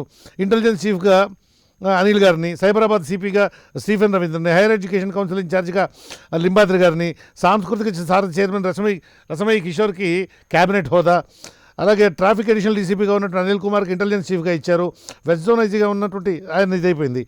ఆ తర్వాత 7 ఏళ్ల తర్వాత ప్రగతి భవన్లో దళిత ఆఫీసర్లకు ఎంట్రీ దొరికింది. ఇంకా చదువుకుంటా పోతే వస్తూనే ఉంటాయి. నేను చెప్తాను ఆన్సర్. అంతేనా? సవాలే చెప్పండి. అందుకే నా ఉద్దేశం. దానికి ఆన్సర్ ఏంటి అంటే, ఆయనకి ఇప్పుడు హుజూరాబాద్ ఆకస్మికంగా దళిత ప్రేమ అనేది కనపడుతుంది. 7 ఏళ్లలో ఎప్పుడు మనకు కనపడలేదు. ఒక సింపుల్ ఎగ్జాంపుల్, ఈ ముఖ్యమంత్రి 7 ఏళ్లల్లో ఎప్పుడన్నా మన డాక్టర్ బిఆర్ అంబేద్కర్ గారికి ఒక పూలమాలనో లేకపోతే పూలు నివాళులకి అర్పించడం మనం ఏనాడన్నా చూసుకున్నామా? ఎప్పుడు చూసుకోలేదు. మొన్న ఆయన దత్తకు తీసుకున్న గ్రామంలో పోయి ఆడ ఫస్ట్ టైం మనం చూసుకున్నాం. ఇప్పుడు మీరు చెప్పిన లిస్ట్ అంతా కూడా ఎందుకు అవుతున్నది అంటే, ఒకటే ఒక రీజన్, ఎలక్షన్లు ఓడిపోబోతున్నాము. This is a dress rehearsal for the 2023 elections.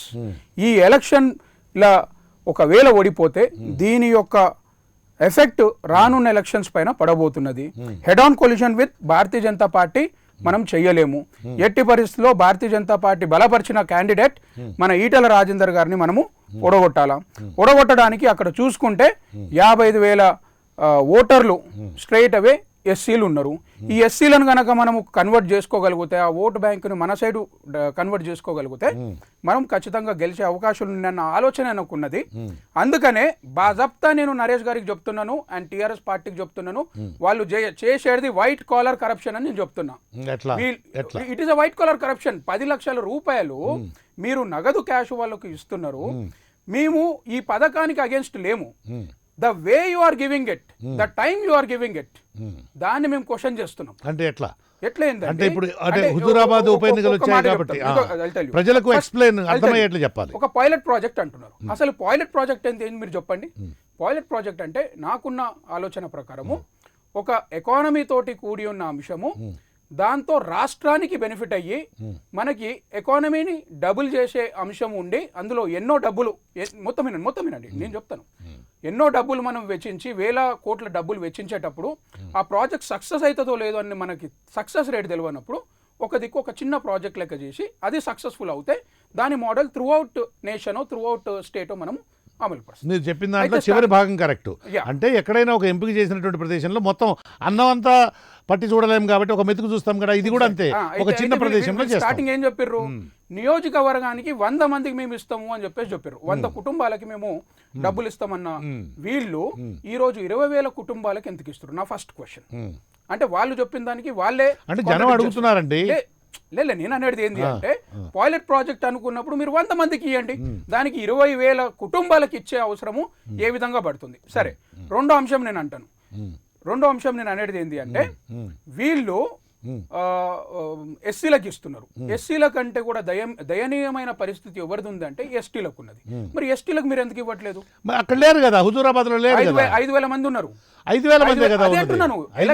Election కోసమే చేస్తారు కాబట్టి ఇది వైట్ కాలర్ కరప్షన్ అని చెప్పి నేను ఎలక్షన్ కోసమే చేస్తున్నాను అని కేసీఆర్ గారు చెప్పారు కదా.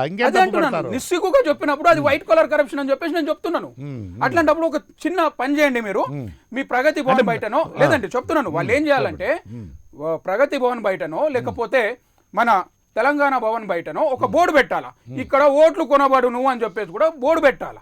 ఇంత నిస్సిగ్గు వీళ్ళు పనిచేస్తున్నప్పుడు గాయంత సిగ్గు శరం కూడా పక్కన పెట్టేసి ఈ విధంగా చేసి ఓట్లు కొనడానికి ప్రయత్నించి చూడండి ఈసారి. ఇప్పుడు కూడా చెప్తున్నాను, అక్కడ దళిత బంధు కాదు ఇంకే బంధు పెట్టినా అని కూడా వాళ్ళకు వచ్చే ఓట్లన్నీ కూడా బంద్ అయితే అని చెప్తున్నాను. ఎందుకంటే అక్కడ ప్రజలు క్లియర్గా చూసుకున్నారు. ఇది ఒట్టొట్టి ప్రేమ ఏంది అంటే, మన ఎలక్షన్ కోసము ఈ కేసీఆర్ గారు మనను కొనడానికి ప్రయత్నిస్తున్నాడు కాబట్టి, ఎస్ వీళ్ళకి ఇన్నేళ్ళు మన ఎస్సీలకి బడుగు బలహీన వర్గాలకి ఏదైతే అన్యాయం జరిగిందో ఆ అన్యాయము ఈ విధంగా ఒక ఏమంటారు కాంపన్సేషన్ విధంగా వాళ్ళు కన్సిడర్ చేస్తున్నారు. అండ్ ధర్మం ఎవరి సైడ్ ఉన్నది అంటే ఈటల రాజేందర్ గారికి జరిగిన అన్యాయము, ఈటల రాజేందర్ గారి నిబద్ధతని ఏం జరిగింది? ఈటల రాజేందర్ గారికి ఏ విధమైన అన్యాయం జరిగింది అంటే ఇన్నేళ్ళు ఆయన ప్రజల పక్షం నుండి తెలంగాణ కోసం ఇంత కొట్లాడిన తర్వాత ఒక ప్రజాస్వామ్యంలో నడిచే పొలిటికల్ పార్టీలో, ప్రజాస్వామ్యం అనుకొని నడిచిన పొలిటికల్ పార్టీలో ఆయనకున్న క్యాలిబర్స్ ప్రకారము ఆయన కూడా ఎస్ ఈ స్టీరింగ్ నాకు కూడా వర్తిస్తుంది అంటే అన్యాయంగా ఆయన రాతో రాత్ బర్తరఫ్ చేసిన విషయము ఎవరు కూడా నచ్చలేదు. ఒక ప్రజాప్రతినిధి రాత్రి అయ్యా అంటే నేనున్న తమ్మి అని చెప్పేసి, లేదా అన్న అంటే నేనున్న తమ్మి అని చెప్పేసి ఆయన పోయిన మన ఈటల రాజేందర్ గారికి ఈ విధంగా అన్యాయం జరిగితే అక్కడ ప్రజలు సహించుకోలేకపోతున్నారు డెఫినెట్గా. ఎందుకంటే రాత్రి 12 గంటలకి, రాత్రి 2 గంటలకి ఆయన తలుపు తడితే ఆయన వచ్చి ప్రజల పక్షాన నిలబడిన వ్యక్తి కాబట్టే 6 ఏళ్ళు ఆయన గెలిచిండు. దాన్ని అందరం కూడా స్వాగతించినాము. ఈ రోజు కూడా మీరు గమనించిర్రో లేదో ఎలక్షన్స్ కి బిఫోర్ కూడా ఇది కన్క్లూడింగ్ ఈ పాయింట్. నేను అనేది ఏంటి అంటే మీరు గమనించాలా, ఆయన ఎప్పుడైతే రాజీనామా చేసిండో, రాజీనామా చేయకముందు కూడా అన్ని పొలిటికల్ పార్టీస్ ఇన్క్లూడింగ్ మన బీసీకి సంబంధించిన ఏమన్నా క్యాస్టులు కానివ్వండి, లేదా డిఫరెంట్ యూనివర్సిటీ స్టూడెంట్స్ కానివ్వండి, వీళ్ళందరూ కూడా ఏం చెప్పారంటే అన్న ఈటల రాజేందర్ అన్న ఆ బీఫామ్ వాళ్ళ మొహాన పడేసాయి, నువ్వు ఇండిపెండెంట్గా అయినా నిలబడు, మేమందరం సపోర్ట్ చేస్తామని చెప్పేసి అన్నారు. అది మన కాంగ్రెస్ పార్టీ కూడా అన్నది, భారతీయ జనతా పార్టీ కూడా అన్నది, సామాజిక విశ్లేషకులు కూడా ఇదే చెప్పారు. అంటే ఆయనకు జరిగింది అన్యాయం అని చెప్పేసి ఆ రోజు అందరు కూడా ఒప్పుకున్నారు. కాబట్టి అందరు కూడా ఆయనకి, అంటే ఆయన 6 సార్లు ఎమ్మెల్యే అయినాడు, 2 సార్లు మంత్రి అయినాడు, గొప్ప రాజకీయ జీవితం అనుభవించాడు. ఆయనకు ఇవన్నీ కూడా కేసీఆర్ ద్వారా, టీఆర్ఎస్ ద్వారానే లభించాయని టీఆర్ఎస్ అంటోంది, నేను అంటలేదు. ఆయనకు టీఆర్ఎస్ అంటోంది అని అన్ని పదవులు అనుభవించి అంతటి వైభవం పొందినటువంటి ఆయనకి ఇంకా ఏం అన్యాయం జరిగిందని చెప్తారు అనే విమర్శను మీరు సమాధానం ఎట్లా చెప్తారు? టీఆర్ఎస్ పార్టీ ఎవరికి ఇచ్చింది? ఎప్పుడైతే ఈయన పోయి ఢిల్లీలో తూగుతుండే ఆ టైంలో ఇక్కడ తెలంగాణ ఉద్యమాన్ని భుజస్కంధాలకు వేసుకొని మన వైఎస్ఆర్ లాంటి ధీటైన సీఎంని తట్టుకొని అయ్యా మొహమేడ పెట్టుకుంటున్నావు అని చెప్పేసి అడిగితే అలాంటి ప్రశ్నలకు కూడా ధీటుగా జవాబిచ్చి ఈ తెలంగాణని సాధించి పెట్టిన వన్ ఆఫ్ ది ఉద్యమకారుడు మన ఈటల రాజేందర్ గారు. ఆయన క్యాపబుల్ ఉన్నాడు కాబట్టి వాళ్ళకి ఇవ్వాల్సి వచ్చింది, కానీ వాళ్ళు ఇచ్చిన భిక్ష కాదు అది, ఆయన క్యాపబిలిటీకి వచ్చింది. ఈ రోజు కూడా భారతీయ జనతా పార్టీ ఆయనకి ఇంత ఆదరణ ఇస్తుంది. ఎందుకంటే తెలంగాణను సాధించడంలో ఆయన చాలా ముఖ్యమైనటువంటి వన్ ఆఫ్ ది లీడర్ అదే చెప్తున్నాను. ఆయన కూడా కాబట్టి ఆయన రైట్ గా వచ్చింది, ఆయనకు వచ్చినటువంటిది ఏదైనా కూడా. ఇప్పుడు కూడా భారతీయ జనతా పార్టీలో ఆయనకి ఇంత ఆదరణ ఎందుకు ఇస్తున్నాను? నేను కూడా ఉన్నాను, ఆయనకున్నంత ఆదరణ నాకు లేదు. డెఫినెట్లీ ఐ టెల్, ఎందుకంటే నేను ఇంకా అంత వర్క్ చేయలేదు, ఆయనకున్న అనుభవం కూడా నాకు లేదు. ఉన్న రోజు నాకు కూడా ఇస్తారేమో భారతీయ జనతా పార్టీలో. సో ఈ రోజు మేము కూడా అంతా ఆయనకి రెస్పెక్ట్ ఇవ్వడానికి ముఖ్యమైన కారణము yes is a right leader, ఆయన చేయగలిగిండు కాబట్టి చేశాము. సో ఆయనకు ఆ క్యాపబిలిటీస్ ఉన్నాయి కాబట్టి ఆయనకి ఈ యొక్క పదవులు ఇచ్చారు. ఇంకొకటి కూడా ఉంది, ఈటల రాజేందర్ గారు తెలంగాణ ఉద్యమం బాగా తొలి సంవత్సరాలలో ఆర్థికంగా ఉద్యమానికి చాలా ఊపిరిలూదాడు, చాలా బాగా సహాయం చేశాడు, తనకున్నటువంటి ఆస్తుల్లో నుంచి చాలా భాగం ఆయన ఉద్యమానికి ఖర్చు పెట్టాడు అనేటువంటి మాట కూడా అక్కడక్కడ వినపడుతూ ఉంటుంది. ఇది ఎంతవరకు నిజం? ఎస్ చేశాడండి, చేశాడు. అందుకనే కదా, అందుకనే ఓనర్షిప్ వచ్చినప్పుడు డబ్బులు ఖర్చు పెట్టిండని కాదు, ఆయన ప్రాణాలను కూడా లెక్క చేయకుండా, ఎన్ని బెదిరింపులు వచ్చినా ఆయన భయపడకుండా ఆ యొక్క ఆశయానికి నిలబడ్డాడు, తెలంగాణ సాధించుకోవాలన్న ఆశయానికి నిలబడ్డాడు. కాబట్టి ప్రజలకి, అదేవిధంగా ఉస్మానియా స్టూడెంట్స్ కానివ్వండి, వేరే విద్యార్థులకు కానీ ఆ రోజుల్లో జరిగిన కేసులకన్నీ కూడా అన్న లెక్క, ఒక తమ్ముడు లెక్క, ఒక తండ్రి లెక్క నిలబడి వాళ్ళందరినీ కూడా కాపాడిన వ్యక్తి మన ఈటల రాజేందర్ గారు. అందుకనే ఈరోజు ఉస్మానియా స్టూడెంట్సే కాదు, డిఫరెంట్ యూనివర్సిటీ స్టూడెంట్స్ కూడా వచ్చి ఆయన సైడ్ నిలబడుతున్నారు. Yes we're going to support Eatala Rajender గారని. ఈ రోజు ఇన్ని డబ్బులు ఖర్చు పెట్టినా, ఇంత అధికార దుర్వినియోగం జరుగుతున్నా, ఇన్ని బెదిరింపులు ఆయన చుట్టుపక్కల ఉన్న వ్యక్తులపైన జరిగినా కానీ కూడా వాళ్ళు చెలించకుండా ఆయనతో పాటు నిలబడుతున్నారు. ఎందుకు అంటే ఆయన ఇచ్చిన స్ఫూర్తే వాళ్ళకు వచ్చింది కాబట్టి వాళ్ళందరూ కూడా అక్కడ నిలబడి ఈటల రాజేందర్ గారిని గెలిపించాలని చెప్పేసి వాళ్ళ తపనను చూసి ఈ యొక్క గవర్నమెంట్ భయపడుతుంది కాబట్టి ఇలాంటి దళిత బంధువులు తీసుకొస్తుంది. ఒకవేళ ఆయనకు నిజంగా పేదల లెట్ మీ కంప్లీట్ ఒకవేళ నిజంగా పేదల పక్షాన కనుక ఆయనకి సానుభూతి ఉంటుంటే ఈ యొక్క బంధు పేరు దళిత బంధు కాదు, పేదల బంధు అని ఉండేది. అప్పుడు అన్ని సామాజిక వర్గాలకి న్యాయం చేసిన వాడిగా ఉంటుండే. కాకపోతే ఆ విధంగా కాకుండా ఓన్లీ ఫర్ ఎలక్షన్స్ ఓట్ల కోసం ఈ నోట్లని గుమరిస్తుడు చూడు, అందుకని నేను విమర్శలు జరుగుతున్నాయని చెప్పేసి ఎస్సీలు కూడా ఈ విమర్శలు చేస్తారని చెప్తున్నాను. నేను క్లియర్గా అడుగుతున్నాను సార్, ఎవరికైతే ఉద్యోగం వచ్చిందో వాళ్ళకి ఏ విధంగా మీరు డబ్బులు ఇస్తున్నారని చెప్పేసి నేను అడుగుతున్నాను. ఎందుకంటే మనకి రాని వాళ్ళు యావత్ తెలంగాణలో ఉన్నారు. క్వశ్చన్ మార్క్ ఎక్కడ వస్తుందంటే ఒకసారి హుజురాబాద్ అయిపోయిన తర్వాత మేము డబ్బులు ఇస్తా అంటున్న ఈ యొక్క నైజాం సర్కార్ నేను క్వశ్చన్ ఎందుకు వేస్తున్నా అంటే గతంలో మనం చూసుకుంటే జిహెచ్ఎం సెలక్షన్ అప్పుడు 10,000 రూపాయలు ఇస్తా అన్న 10,000 రూపాయలు ఈరోజు ఎక్కడ పోయినాయి అని చెప్పేసి నేను అడుగుతున్నాను. ఈ రోజు వరకు కూడా 10,000 మాట ఊసలేదు, ఒక మాట లేదు. ఇదే కేసీఆర్ గారు అదే చెప్తున్నాను. ఇదే కేటీఆర్ గారు ఏం చెప్పారంటే హైదరాబాద్ లో జగా ఉంటే చాలు, అక్కడ 5 లక్షల రూపాయలు ఇస్తే అక్కడే మీకు ఇల్లు కట్టుకోవచ్చు, మీరు ఎక్కడ పోయి ఏడ పోయే అవసరం లేదన్న మాట ఈరోజు ఎక్కడ పోయిందని చెప్పేసి అడుగుతున్నారు. ఈ యొక్క క్వశ్చన్ మార్క్స్ అనేది వాళ్ళని వెంటాడుతున్నాయి కాబట్టి వాళ్ళకి అర్థమైంది, ఎస్ మనం గెలవము కాబట్టి అట్లీస్ట్ ఇంత డబ్బులు ఇస్తే మనం గెలవచ్చు, అది అధికారికంగా మనం చేసుకుంటే బాగుంటుందని చెప్పి వీళ్ళు చేస్తున్న ప్రయత్నం కాబట్టి అధికారంగా వైట్ కాలర్గా చేయాల్సిన కరప్షన్లో వీళ్ళు పోతున్నారు కాబట్టి ఇట్స్ వైట్ కాలర్ కరప్షన్ అని చెప్పేసి నేను చెప్తున్నాను. వాళ్ళకి రావాల్సిందే, మేమైతే బాధ్యత డిమాండ్ చేస్తున్నాము. వాళ్ళకే కాదు కంప్లీట్ తెలంగాణలో ఉన్న ఎస్సీలకు అందరూ కూడా మీరు ఇవ్వండి, అదేవిధంగా మన అప్పర్ క్యాస్ట్లో ఉన్న వాళ్ళకి ఇవ్వండి, బీసీలకు కూడా ఇవ్వండి. లేదు అలా కాకపోతే మీరు అట్లీస్ట్ ఈ ఎస్సీలకు ఎస్టీలకు ఏదైతే మీరు 3 ఎకరాల భూమి ఇస్తా అంటారో ఆ 3 ఎకరాల భూమి అండి. ఇంకా అసలు చెప్పాలంటే వీళ్ళు తక్కువ చేస్తారని అంటున్నాం మేము. And we're happy at least Eatala Rajender officers కి ఏవైతే ట్రాన్స్ఫర్స్ జరిగాయి లిస్ట్ ఇవి కూడా దీంట్లో భాగంగానే చూడాలా? అవును, డెఫినెట్ గా. ఎందుకంటే ఆయనకు అనుకూలంగా ఉన్న వ్యక్తులనే అక్కడ మార్చుకుంటున్నాడు. అక్కడ వాళ్ళకు పదవులు ఇస్తే వాళ్ళందరూ కూడా కలిసి ఈయనకి ఆ పదవుల్లో ఎవరున్నా కూడా ప్రభుత్వానికి అనుకూలంగా ఉండి తీరాల్సిందే. అనుకూలంగా లేకపోతే ఆ పదవిలో నుంచి వాళ్ళు వెళ్ళిపోతారు. You have to understand it's an election. మీరు ఒక్కసారి ఎమర్జెన్సీకి ముందుకు వెళ్తే మన ఇందిరాగాంధీ గారి పదవిని తీసేయాలని చెప్పేసి సుప్రీంకోర్టు దేనికోసం చెప్పిందండి? ఎందుకంటే అధికార దుర్వినియోగం చేసిందన్న పదానికే అధికార దుర్వినియోగం చేసింది అన్న ఆప్షన్ పైనే తీసేయడం జరిగింది. సో ఈయన కూడా అధికారులను ఆ విధంగా యూజ్ చేసుకుంటా అంటే యూ హ్యావ్ టు అండర్స్టాండ్ అధికారులు different, election different, party different. ఆయన సీఎం అయినా సరే రూల్స్ అనేటివి ఉంటాయి, ఆ రూల్స్ అనేది ఫాలో కావాలి. ఈ రూల్స్ ని ఓవర్టేక్ చేసే విధంగా ఎవరు సహకరిస్తారు అని ఆలోచించి అలాంటి వాళ్ళని తెచ్చి అక్కడ ఇవ్వడము, లేకపోతే పదోన్నతి ఇవ్వడము అలాంటి వాళ్ళకే ఇస్తున్నారు. ఎందుకంటే elections is going to be tough. Etela Rajender గారిని ఓడగొట్టడం అంత ఈజీ కాదు. మీరు అన్న పాయింట్లో ఒక పాయింట్ నేను యాడ్ చేస్తాను సార్.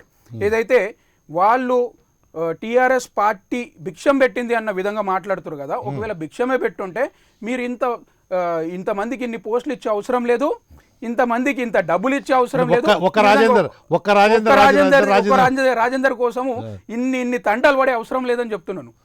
ఆయన క్యాపబుల్ ఉన్నాడు కాబట్టి ఆయన క్యాపబిలిటీ, ఆయన కెపాసిటీని చూడలేక, ఆయన ఓడగొట్టలేక ఇన్ని సన్నాలు పడుతున్నారు. అండ్ దాంతోపాటు ఇంకోటి ఏంటంటే ప్రజలు ఈ యొక్క ప్రభుత్వం యొక్క వైఫల్యాలని తట్టుకోలేకపోతుంది, వీళ్ళ యొక్క నిరంకుశ పాలనని వీళ్ళు తట్టుకోలేకపోతున్నారు. యాంటీ ఇన్కంబెన్సీ అనేది క్లియర్గా ఉంది కాబట్టి అది ఈవెన్ మన కేసీఆర్ గారికి అది అర్థమైంది కాబట్టి ఇదే ఫ్రస్ట్రేషన్లో ఉన్నారని చెప్పేసి అంటున్నాను అనమాట నేను.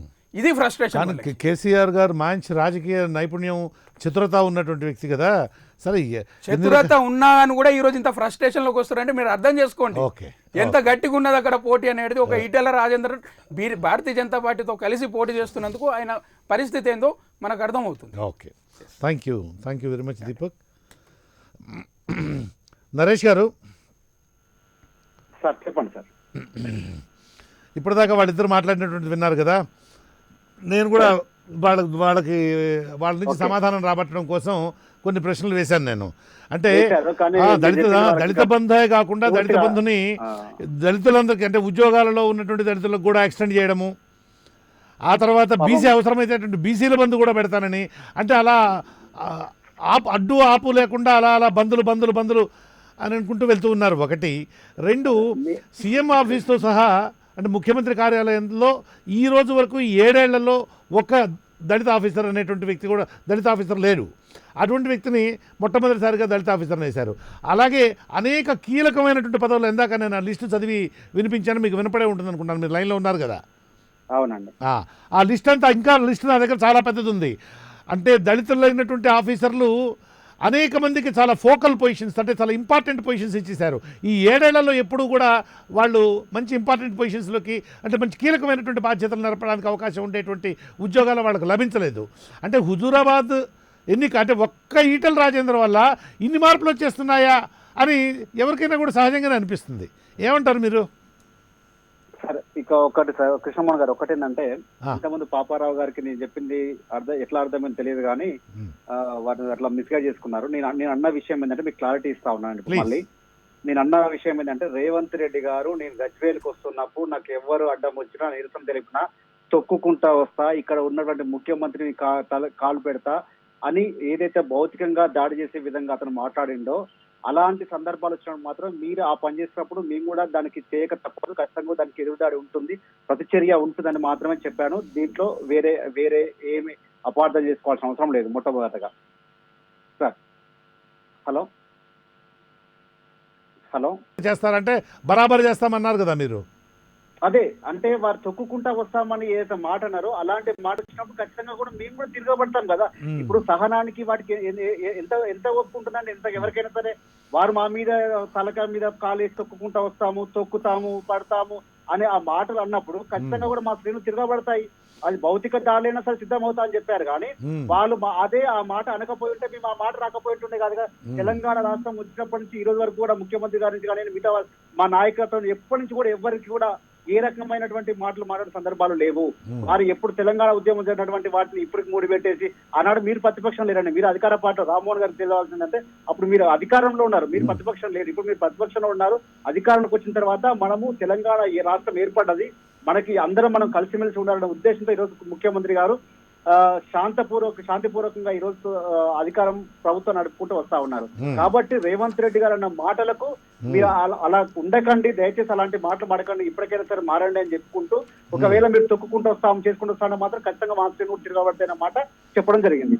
ఆ తర్వాత ఏంది అధికారం మీద ఏదో తిన్నామని చెప్పి రామ్మోహన్ గారు అంటున్నారు. దీని మీద నేను చర్చకు సిద్ధమని అడుగుతా ఉన్నాను. కాంగ్రెస్ యూపీఏ పరిపాలనలో, తెలంగాణ ఇక్కడ ఉమ్మడి ఆంధ్రప్రదేశ్ పరిపాలనలో మీరు చేసే పరిపాలన వల్లే కదా కానీ ఐఏఎస్ ఆఫీసర్లు, మంత్రులు జైలు పాలైంది. ఎవరి అవినీతి వల్ల అవినీతి పాలైంది?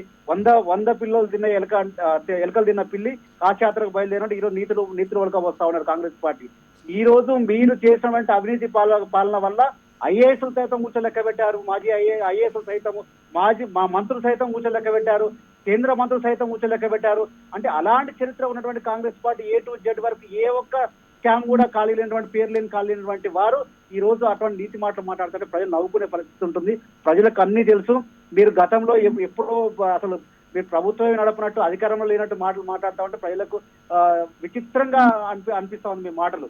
ఎందుకంటే 40 సంవత్సరాలు మీరు అధికారంలో ఉన్నారు ఇక్కడ ఉమ్మడి ఆంధ్రప్రదేశ్ లో, కానీ అప్పుడు చేరినటువంటి పనులు ఇక్కడ ఇప్పుడు చేస్తా ఉంటే ఇప్పుడు దాని మీద అవినీతి గురించి మాట్లాడుతా ఉన్నారు. ఈ రోజు డైరెక్ట్ గా కృష్ణమోహన్ గారు ప్రతి ఒక్క స్కీమ్ కూడా ఆనాడు 200 ఉన్న ఆసరా పెన్షన్ 2,000 రూపాయలు చేసుకొని ఈ రోజు డైరెక్ట్ గా పెన్షన్ అనేది ప్రజలకు అంతా ఉంది. ఎక్కడ అవినీతికి తావు లేకుండా చేస్తా ఉన్నటువంటి ఈ ప్రభుత్వాన్ని ఆ రకంగా విమర్శించి ఏదో మేము దాన్ని ఇట్లా విమర్శించుకుంటూ పోతా ఉంటే, తిట్టుకుంటూ పోతా ఉంటే ప్రజలకు నమ్మకం ఏర్పడుతుంది అనుకుంటున్నారు. కానీ రాజకీయ వ్యవస్థలో ప్రజలకు నమ్మకం రావాలంటే ప్రజల తరఫు మాట్లాడాలి, ప్రజల్లో ఉన్నటువంటి అనుమానాలు నివృత్తి చేయాలి, ప్రజలకు కావాల్సిన వాటిని ప్రభుత్వం దగ్గర తీసుకుపోవాలి తప్ప మేము అట్లనే మాట్లాడుకుంటాం దానివల్ల మాకు ప్రభుత్వానికి మా పార్టీకి మంచి పేరు వస్తుంది అనుకుంటే అది వారి యొక్క విఘ్నతగా మనం వదిలేసుకోవాల్సిన అవసరం ఉంటుంది.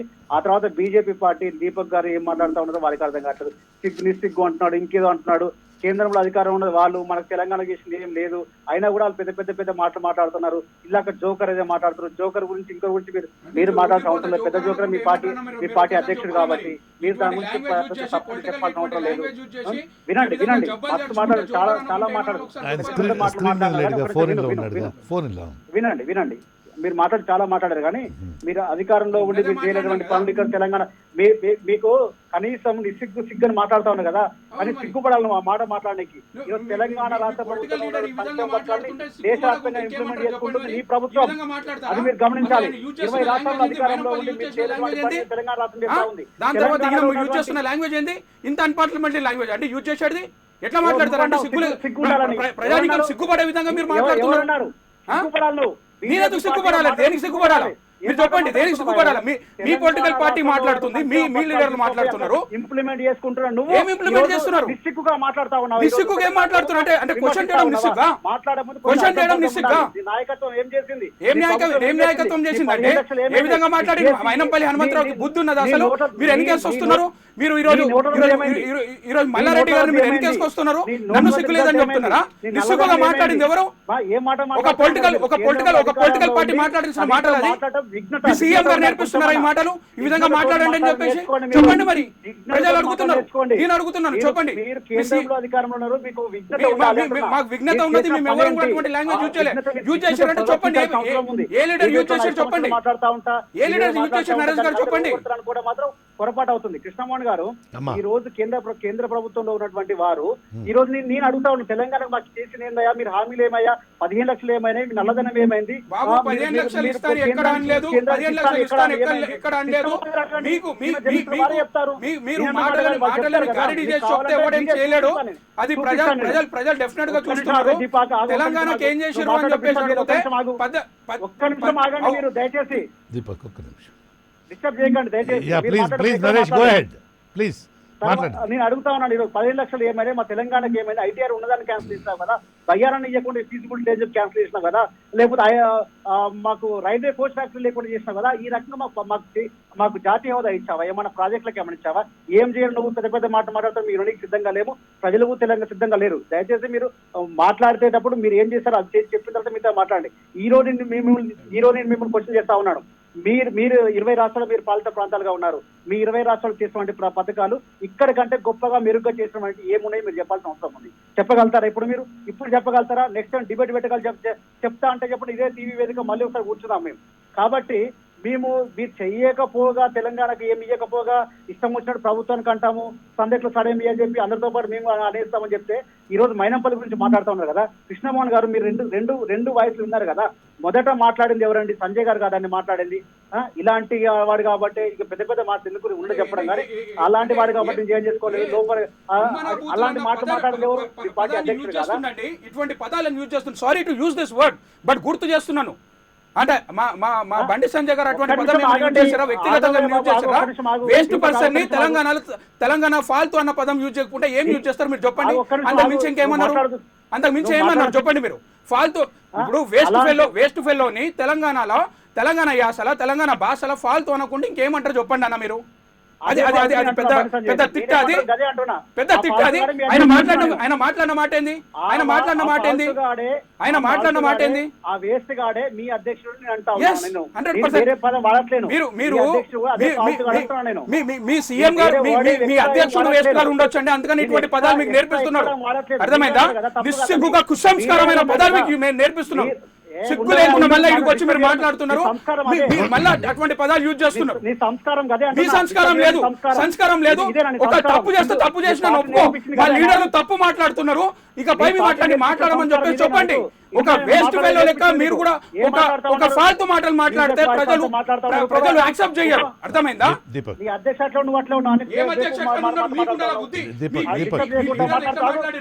దాన్ని చూసుకోండి ఒకసారి. అదే విధంగా మాట్లాడతాను ఆలోచించాము. నేనని ఊరుకో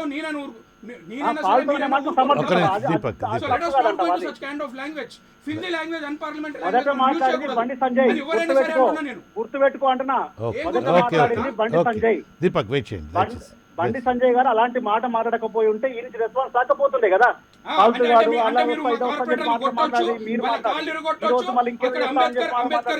అంబేద్కర్ గారి ఫోటో పైన కాలు పెట్టవచ్చు, ఒక దళిత మహిళను అవమానపరచవచ్చు, మేము మాత్రం చేతులు మూసుకొని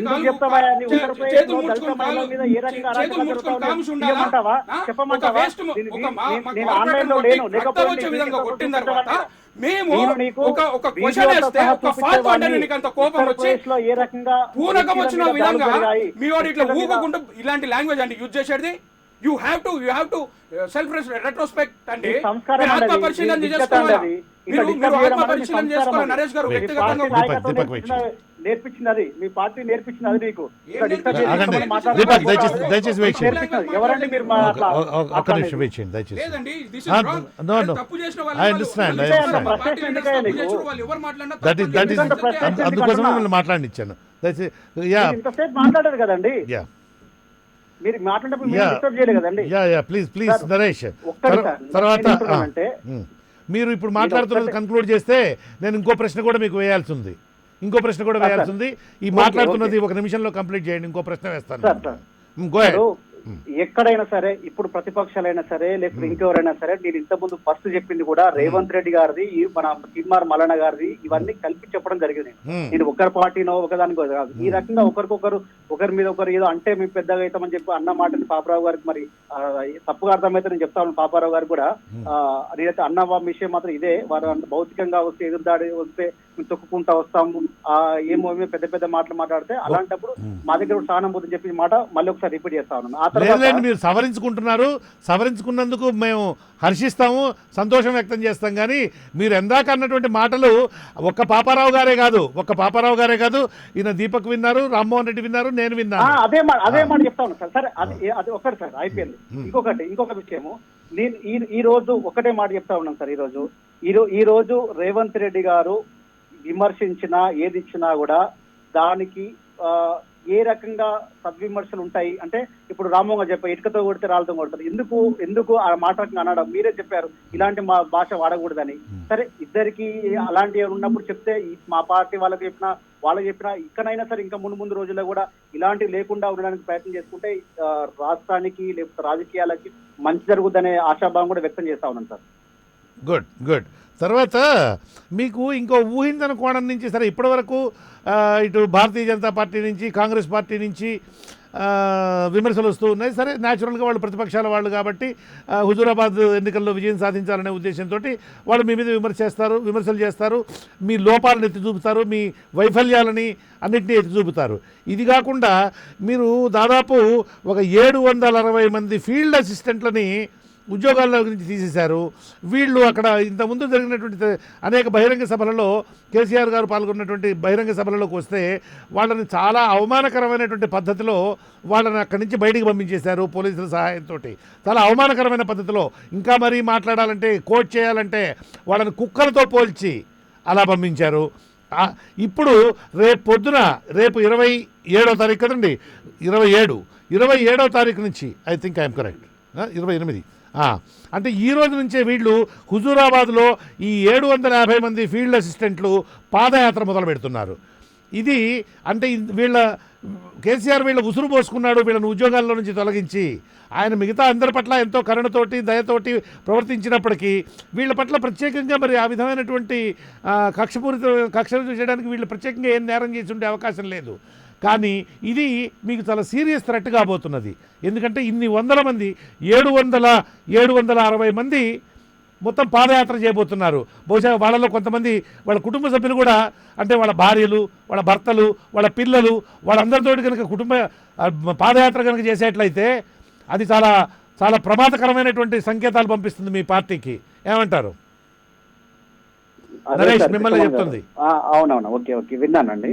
ఇప్పుడు గతంలో హుజూర్ నగర్ ఎలక్షన్లప్పుడు కూడా అయినప్పుడు కూడా అది రెట్లు చెప్పారు. కానీ అక్కడ ఎవ్వరికి అన్యాయం చేయకుండా తెలంగాణ ప్రాంతంలో ప్రతి ఒక్కరికి కూడా, ప్రతి ఒక్క పౌరునికి కూడా మంచి జరిగే విధంగానే కేసీఆర్ గారి అడుగులు ఉంటాయి, కేసీఆర్ గారి పాలన ఉంటుంది, కేసీఆర్ సంక్షేమ పథకాలు కూడా ప్రతి ఒక్కరికి అందే విధంగానే ఉంటాయి.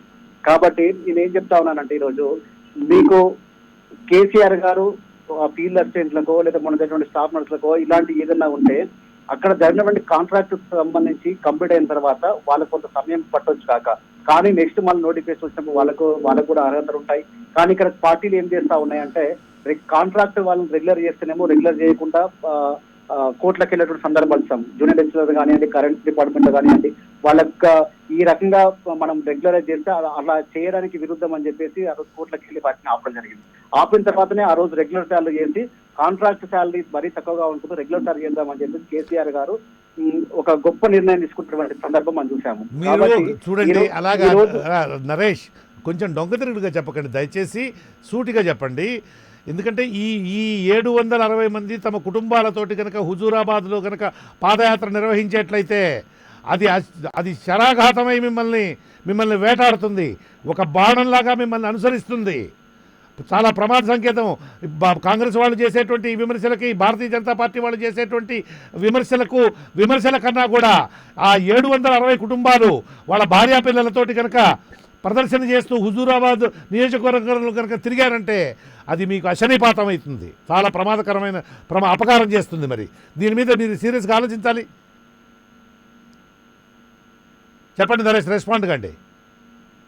పాదయాత్ర చేస్తున్నారనో లేకపోతే ఇంకే చేస్తున్నారని కాదు, అది ప్రభుత్వం అధికారులు, ప్రభుత్వ యంత్రాంగం దాన్ని ఖచ్చితంగా వాళ్ళకి న్యాయం జరిగే విధంగా అవి నిర్ణయాలు ఉంటాయి, తీసుకుంటారని కూడా నమ్మకం ఉంది. ఎందుకంటే గతంలో ఎన్నో సందర్భాల్లో కూడా ఎవరికి ఏం చేసినప్పటికీ కూడా వాళ్ళకి అన్యాయం జరగకుండా లేకపోతే ఇద్దరి మధ్య చర్చలతో కుదుర్చుకున్న సందర్భాలు చాలా ఉన్నాయి. కాబట్టి ఇది కూడా అదే రకంగా జరుగుతుందని చెప్పి అనుకుంటా ఉన్నాను. Okay, thank you very much Naresh. లైన్లో ఉండండి, మళ్ళీ వస్తాను మీ దగ్గరికి. పాపారావు గారు, ఈ సెకండ్ రౌండ్ మీద ప్లస్ నేను చివరిలో యాడ్ చేసినటువంటి పాయింట్ మీద కూడా దయచేసి రెస్పాండ్ కండి. అవును, చాలా ఉన్నాయి మాట్లాడాల్సింది, ప్లీజ్. ప్రధానంగా సరే, దీపక్ గారు మాట్లాడిన దాని నుంచి మొదలు పెట్టుకుంటే, దీపక్ ఆయన చెప్పింది దళిత బంధుకు సంబంధించి ఆయన చెప్పింది కరెక్ట్. సరే, దళితుల మీద బీజేపీకి ప్రేమ ఉందా అంటే అది పెద్ద ప్రశ్నార్థకం. మళ్ళీ అది కాసేపు పక్కన పెడితే, దళిత బంధు ఏమాత్రం స్టడీ చేయకుండా, ప్రాపర్ అధ్యయనం లేకుండా గుడ్డెద్దు చేలోబడ్డట్టు హడావిడిగా సమస్య చుట్టుకుంది కాబట్టి, ఈటెల అనేది ప్రెస్టేజ్ గా మారింది కాబట్టి, ఈటెల గెలిస్తే తనకి పరువు పోతుందనే విషయాన్ని పెట్టుకున్నారు కాబట్టి అట్లా మొదలైంది దళిత బంధు, దానిలో సందేహం ఏమీ లేదు. అలాగని కేసీఆర్ గారు చేసినటువంటి ఏ సంక్షేమ పథకము మంచిది కాదని అనలేవు. చాలా గొప్ప సంక్షేమ పథకాలు తెలంగాణలో ఉన్నాయి. ఆ మాటకు వస్తే బీజేపీ ప్రభుత్వం కూడా కేసీఆర్ గారు రైతు బంధుని ఎత్తి పిఎం కిసాన్ పెట్టుకుందని కనపడేది. అంటే ఇక్కడి నుంచి తీసుకున్నానని చెప్పను, కానీ మోడల్ అయితే ఫస్ట్ ఈయనే మొదలు పెట్టారు. రైతు బంధు మొదలు పెట్టింది తెలంగాణలో కేసీఆర్ గారు, రైతులకు ఇన్పుట్ సబ్సిడీ డబ్బులు ఇచ్చేది. అది తర్వాత పిఎం కిసాన్ గా సెంట్రల్ గవర్నమెంట్ లో వచ్చింది. అలా తెలంగాణలో చాలా గొప్ప సంక్షేమ పథకాలు అమలు జరుగుతున్నాయి, అమలు జరిగినాయి, అవి దే ఆర్ గుడ్. కానీ ఇక్కడ దళిత బంధు విషయానికి వచ్చేసరికి మరీ ముఖ్యంగా కేసీఆర్ గారి సెకండ్ టర్మ్ లో జరుగుతున్న చాలా నిర్ణయాల్లో ఒక రాజకీయ దృక్పథాన్ని మించి ఒక శాస్త్రీయమైనటువంటి అడ్మినిస్ట్రేటివ్ దృక్పథం, ప్రాక్టికల్ దృక్పథం కొరవడింది. కొన్నాళ్ల పాటు రెస్ట్ తీసుకోవటం, ఏమి స్తబ్దంగా ఉండిపోవటం, కనపడకుండా పోవటం, ఆ తర్వాత వచ్చి హడావిడిగా సమస్య రాగానే ఆ సమస్యను కూడా ఈటెల గారి సమస్య అయితే దరిదాపుగా కేసీఆర్ గారు కూడా పాత్ర ఉంది ఆయన సృష్టించుకోవటంలో. ఆ సమస్య సృష్టించుకోవటంలో కేసీఆర్ గారికి కూడా పాపారావు గారు, నేను ఒక మాట అంటాను. చెప్పండి. రేపు హుజూరాబాద్లో కనుక ఈటెల రాజేందర్ గెలిస్తే కేసీఆర్ గారి పరిస్థితి ఏమిటి? అది ఒక్క అసెంబ్లీ సీటు కాదు, అంత చాలా అది కాదు. నిన్న కేటీఆర్ గారు కవరప్ చేయాలని చూశారు కమిటీ మీటింగ్ లో, ఒక సీటు మాకు పట్టదు, మేము చాలా చూస్తాం, ఇలాంటివి వస్తాయి పోతాయి అన్నట్టు మాట్లాడాడు. ఆయనే చక్కగా మాట్లాడి, చాలా తెలివిగా మాట్లాడాడు, వచ్చినా ఓడిపోవడానికి కూడా సిద్ధంగా మాట్లాడాడు ఆయన. కానీ కేసీఆర్ గారు దాన్ని ప్రెస్టేజ్ ఇష్యూగా చేసుకుని దాన్ని పెంచి ఎక్కడికి తెచ్చారంటే, ఏదో ఉంది కదా, ఏదో వచ్చి ఇది ఇంతది అయిందని చెప్పి చిన్న సమస్య, ఇది తాడు మేకై చుట్టుకుందని అలా చేసుకుంటున్నాడు కేసీఆర్ గారు స్వయంగా. రోజు ఒక మాట మాట్లాడి అసలు సమస్య పోయింది, హుజూరాబాద్ పోయింది, గెలవటం పోయింది, కేటీఆర్ గారికి ఈటలను ఓడించడం పోయింది. ఇప్పుడు అంతకంటే పెద్ద సమస్యలు వచ్చినాయి. దళిత బంధు తర్వాత బీసీ బంధు అని మాట్లాడి, అన్ని బంధులు మాట్లాడి, ఇప్పుడు అంతకంటే పెద్ద సమస్యల్లో పడ్డాడు హుజూరాబాద్ కంటే కేసీఆర్ గారు. చాలా అశాస్త్రీయమైన దీంతో మొదలుపెట్టి ప్రెస్టేజ్ కోసం ఇగోకి పోయి, రాజకీయాలను కేవలం రాజకీయాలుగా అడ్మినిస్ట్రేటివ్ కోణాన్ని మర్చిపోయి, తాను ఇంకా ఒక ప్రతిపక్ష నాయకుడు మైండ్ సెట్ లో, ఉద్యమ నాయకుడు మైండ్ సెట్ లో ఉద్యమం అయిపోయింది. తెలంగాణ వచ్చింది, దాన్ని మార్చుకుని ఆయన తెలంగాణ నిర్మాణంలో భాగం పంచుకునేది ఒక ప్రాక్టికల్ కర్తవ్యం. దాన్ని మర్చిపోయి ఒక ప్రతిపక్షం బాధ్యతారహితంగా ఇష్టం వచ్చినట్టు మాట్లాడి చేస్తున్నారు. ఆయన కేటీఆర్ ఎంత కవరప్ చేసినా ఇప్పుడు ఆయన అయితే సమస్యను చాలా పెద్ద చేశారు ఆల్రెడీ. ఇప్పుడు ఆ సమస్య కేసీఆర్ ని కంట్రోల్ చేస్తుంది. ఇప్పుడు ఆ సమస్య కేసీఆర్ కంట్రోల్ చేస్తుంది. కరెక్ట్, బాగా చెప్పారు మీరు. సమస్య ఇప్పుడు దళిత బంధు దగ్గర నుంచి అదంతా చుట్టుకొని అది కేసీఆర్ గారిని డ్రైవ్ చేస్తుంది, అది నడిపిస్తుంది కేసీఆర్ గారిని ఇప్పుడు. కరెక్ట్. అది తర్వాత ఇంకో మొక్క, ఇప్పుడు దీపక్ గారు కూడా పాపం ఎక్కడ బీజేపీ గెలుపనే మాట వాళ్ళ హుజూరాబాద్ లో ఆయన చాలా స్పష్టంగా మాట వరుసకు నేను చెప్పానండి, ఎవరు గెలుస్తారనేది ప్రజలు నిర్ణయిస్తారు. మీ గురించి కాదు నేను అంటుంది. దీపక్ గారు కూడా చాలా చక్కగా చెప్పారు. బీజేపీ గెలుపు దాని గురించి మాట్లాడకుండా ఈటల గారి గురించే మాట్లాడారు హుజూరాబాద్ లో. ఎందుకంటే బీజేపీ గెలుపుగా కాదు అది. హుజూరాబాద్ లో కేవలం ఈటలకి అనుకూలత ఉంది. ఈటల పైగా ఇంకో మాట తప్పు ఏంటంటే, ఈటల గారి గురించి మాట్లాడేటప్పుడు కేసీఆర్ గారి పట్ల గౌరవం, వెల్ఫేర్ పథకాల పట్ల ఉన్న అభిమానం అన్ని అట్లా అట్టిపెట్టి కాసేపు పక్కన పెట్టి కూడా మాట్లాడుతున్నాను నేను. ఈటల కూడా ఉద్యమంలో నాయకుడు, కేసీఆర్ గారు పెద్ద నాయకుడు కావచ్చు, ఆయన డైరెక్షన్ ఇచ్చి ఉండొచ్చు, కానీ ఆ స్థాయిలోనే దరిదాపుగా పనిచేసిన వాడు ఈటల. ఈటలకు కూడా ఉద్యమ దీనిలో షేర్ ఉంది, పోరాటంలో భాగం ఉంది, ఆయన భాగస్వామ్యం ఉంది. ఆయన గొప్పగా తెలంగాణలో నిలబడ్డవాడు, ఆయన కూడా దానిలో సందేహం లేదు. అలాంటి వాడిని మేము నిలబెడితే నిలబడ్డాడు, మేము గెలిపిస్తే గెలిచాడు, 6 సార్లు పదవి అనుభవించాడు. టీఆర్ఎస్ తల్లి లాంటి టీఆర్ఎస్, తండ్రి లాంటి కేసీఆర్, ఇవన్నీ వ్యర్థమైనటువంటి పదాలు. ఇంకొకటి చాలా ముఖ్యమైనటువంటి విషయం ఏంటంటే, ఇది ఆంధ్రాకు తెలంగాణకు ఉన్న ఒక మౌలికమైనటువంటి స్వభావంలో మౌలికమైనటువంటి తేడా ఒకటి ఉంది. తెలంగాణలో వామపక్ష భావజాలం ఎక్కువ ఉన్నటువంటి వాళ్ళు చాలా ఎక్కువ మంది ఉన్నారు. నక్సలైట్స్ అనేటువంటి వాళ్ళు కానీ వామపక్ష భావజాలం ఎక్కువ ఉన్నటువంటి వాళ్ళు, వాళ్ళందరూ కూడా తెలంగాణ ఉద్యమంలోకి రావడానికి, ఆ ఉద్యమంలో పాలు పంచుకోవడానికి చాలా ప్రధానమైనటువంటి పాత్ర పోషించినటువంటి వాడు ఈటల రాజేందర్. ఇది చాలా ముఖ్యమైనటువంటి. కాదు, మీరు ఆ వామపక్ష భావజాలం గురించి కూడా కదిలించారు కాబట్టి చెబుతున్నాను. అదే ఈటల ఈ రోజు చేయకూడని తప్పు చాలా చేశాడు. బీజేపీ పాపం అంటారండి, బీజేపీని ఒకసారి బీజేపీ ఏమి అంటరాని పార్టీ అంటారా, కానీ ఈటలకు అంటరాని పార్టీగా ఉండాలి. ఒక వామపక్షవాదికి బీజేపీ అంటరాని పార్టీగానే ఉండాలి. ప్రజలకు ఆపవచ్చు, ప్రజలు ఆమోదించవచ్చు, అదేదైనా జరగచ్చు. అది కానీ ఒక వామపక్షవాదిగా ఉన్న ఈటల పోయి ఈ రోజు బీజేపీలో చేరి ఆయన ప్రజలకు ఏ సందేహం ఇస్తున్నాడు. హుజూరాబాద్ లో ఆయన గెలవచ్చు, కానీ ఆల్రెడీ ఆయన ఓడిపోయాడు. హుజూరాబాద్ లో గెలుస్తాడు, గెలిస్తే ఖచ్చితంగా సందేహాలు లేకుండా అవకాశాలు ఎక్కువ ఉన్నాయి. కానీ ఆల్రెడీ నైతికంగా ఈటల ఓడిపోయాడు. ఇంతమంది వామపక్ష ఉద్యమకారులకి ర్యాలీయింగ్ పాయింట్ గా తెలంగాణలో ఉద్యమం ఉన్న ఈటల ఈ రోజు బీజేపీ పంచన చేరి వామపక్ష ఉద్యమం, వామపక్ష ఆలోచనలని, వామపక్ష భావాలని ఒక రైటిస్ట్ పార్టీ కొలువులో పెట్టిన వాడు ఈటల ఈ రోజు. అలా ఈటల ఈ రోజుకి నైతికంగా ఇప్పటికే ఓడిపోయాడు.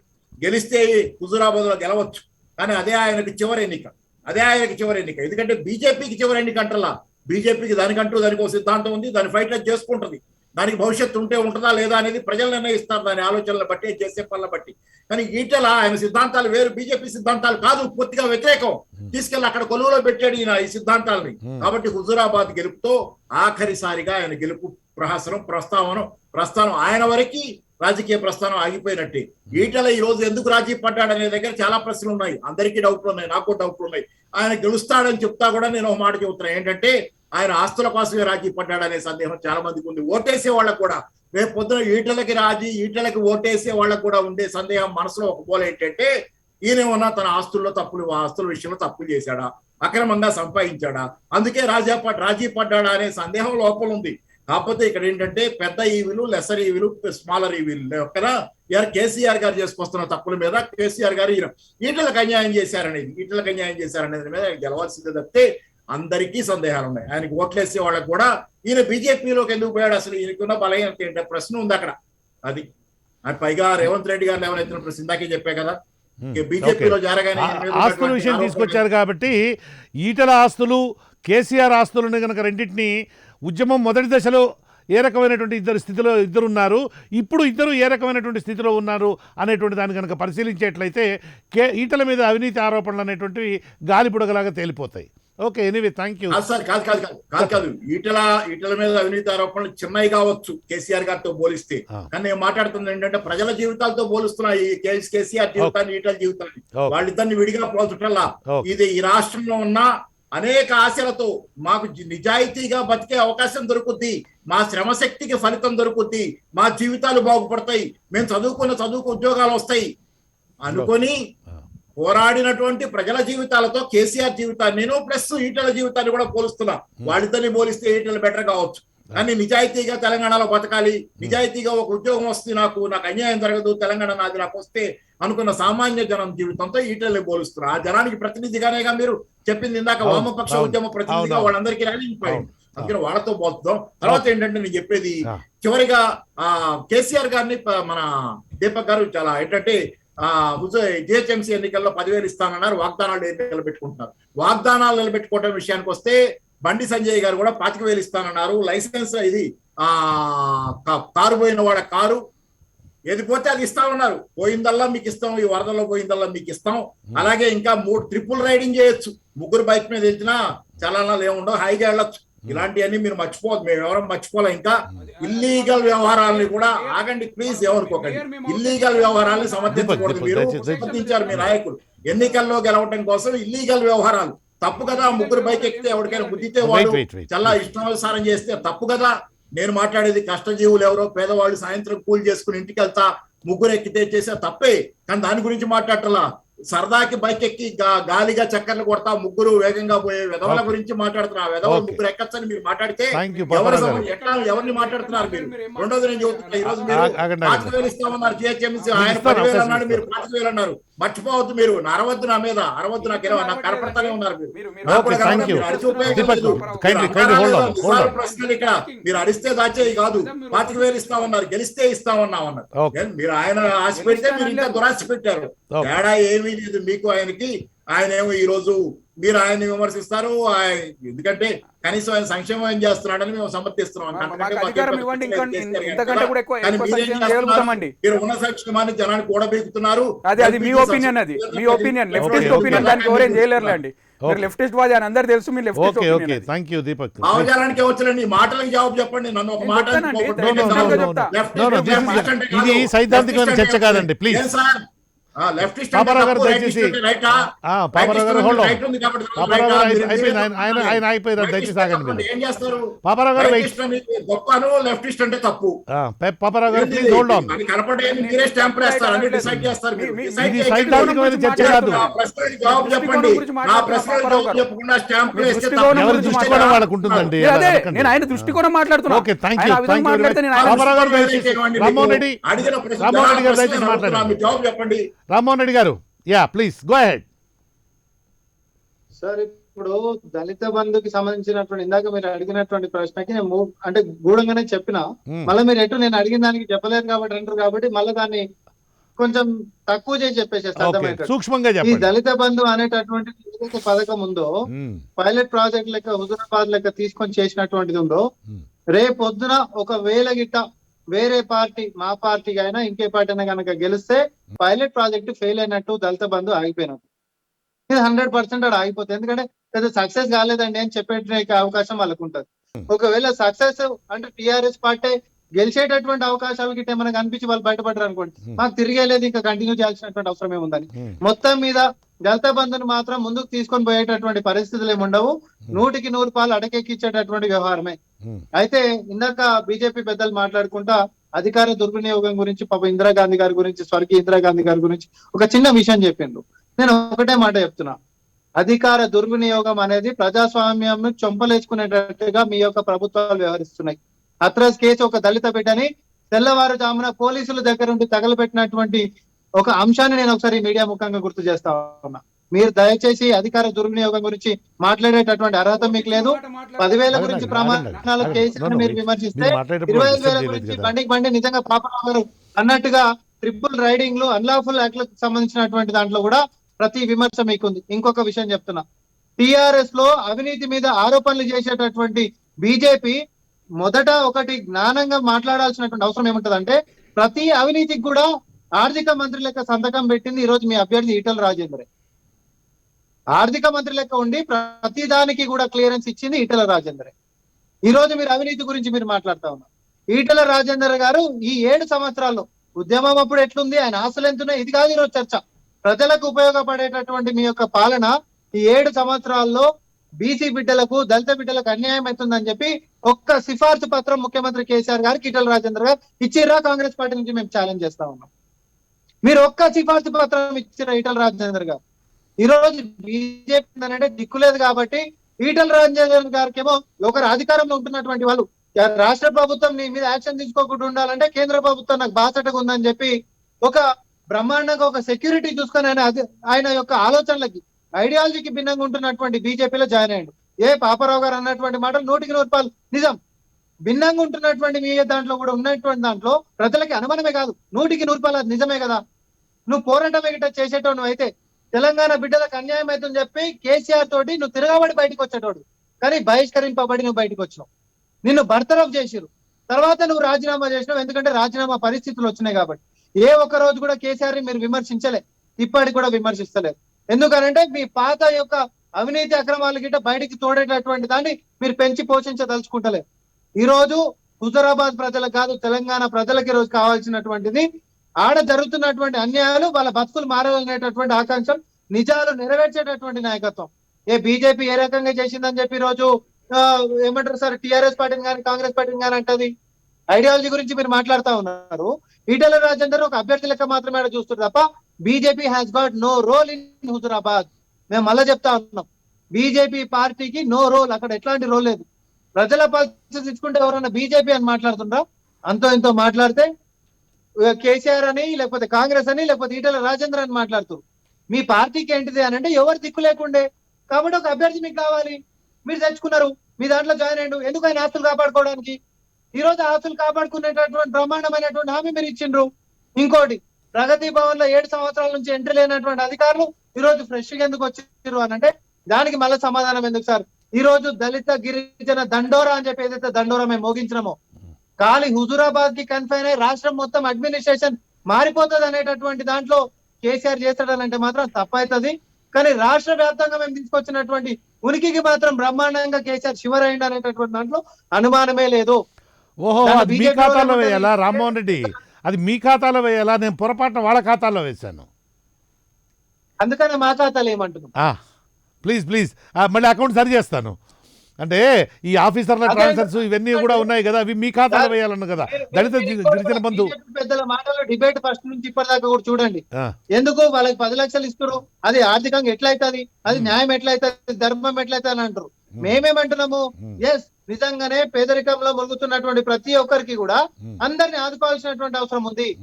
అయితే కేసీఆర్ గారు చేస్తున్నటువంటి మోసపూరితమైనటువంటి ఈ పథకాన్ని మేము ఎక్స్పోజ్ చేసినాం. అది కూడా మేము ఎక్స్పోజ్ చేసినాం. మీరు దయచేసి అర్థం చేసుకోండి. నెక్స్ట్ మీకు ఇస్తున్నాను, మీరు చెప్తున్నారు. ఆగాలి కొంచెం, దయచేసి ఓపిక పట్టాలి. Go ahead Rammohan. SC ST subplan కి సంబంధించినటువంటి దాంట్లో స్పెషల్ డెవలప్మెంట్ ఫండ్ నుంచే వాడినని క్రితం మీ డిబేట్ లోనే నేను మళ్ళీ చెప్పిన. ఇది ఒకసారి అయిపోయిన దాని తర్వాత వాళ్ళ బడ్జెట్ మాట్లాడుకుంటారు సార్. మొన్న మన ఆర్థికంగా మనకి ఉన్నటువంటి తెలంగాణ బడ్జెట్ 2,30,30,000 కోట్ల రూపాయలు. దాంట్లో సంవత్సరానికి మొత్తం ఇస్తే ఆటన్న దాంట్లో జీతాలే పోతాయి. ఈ రోజు మీరు ఐడెంటిఫై చేసినటువంటి 17 లక్షలు అని అంటే 1,70,000 కోట్ల రూపాయలు ఖాళీ దళిత బంధు కింద ప్రజలకు ఇవ్వాల్సినటువంటి అవసరం ఉంటుంది.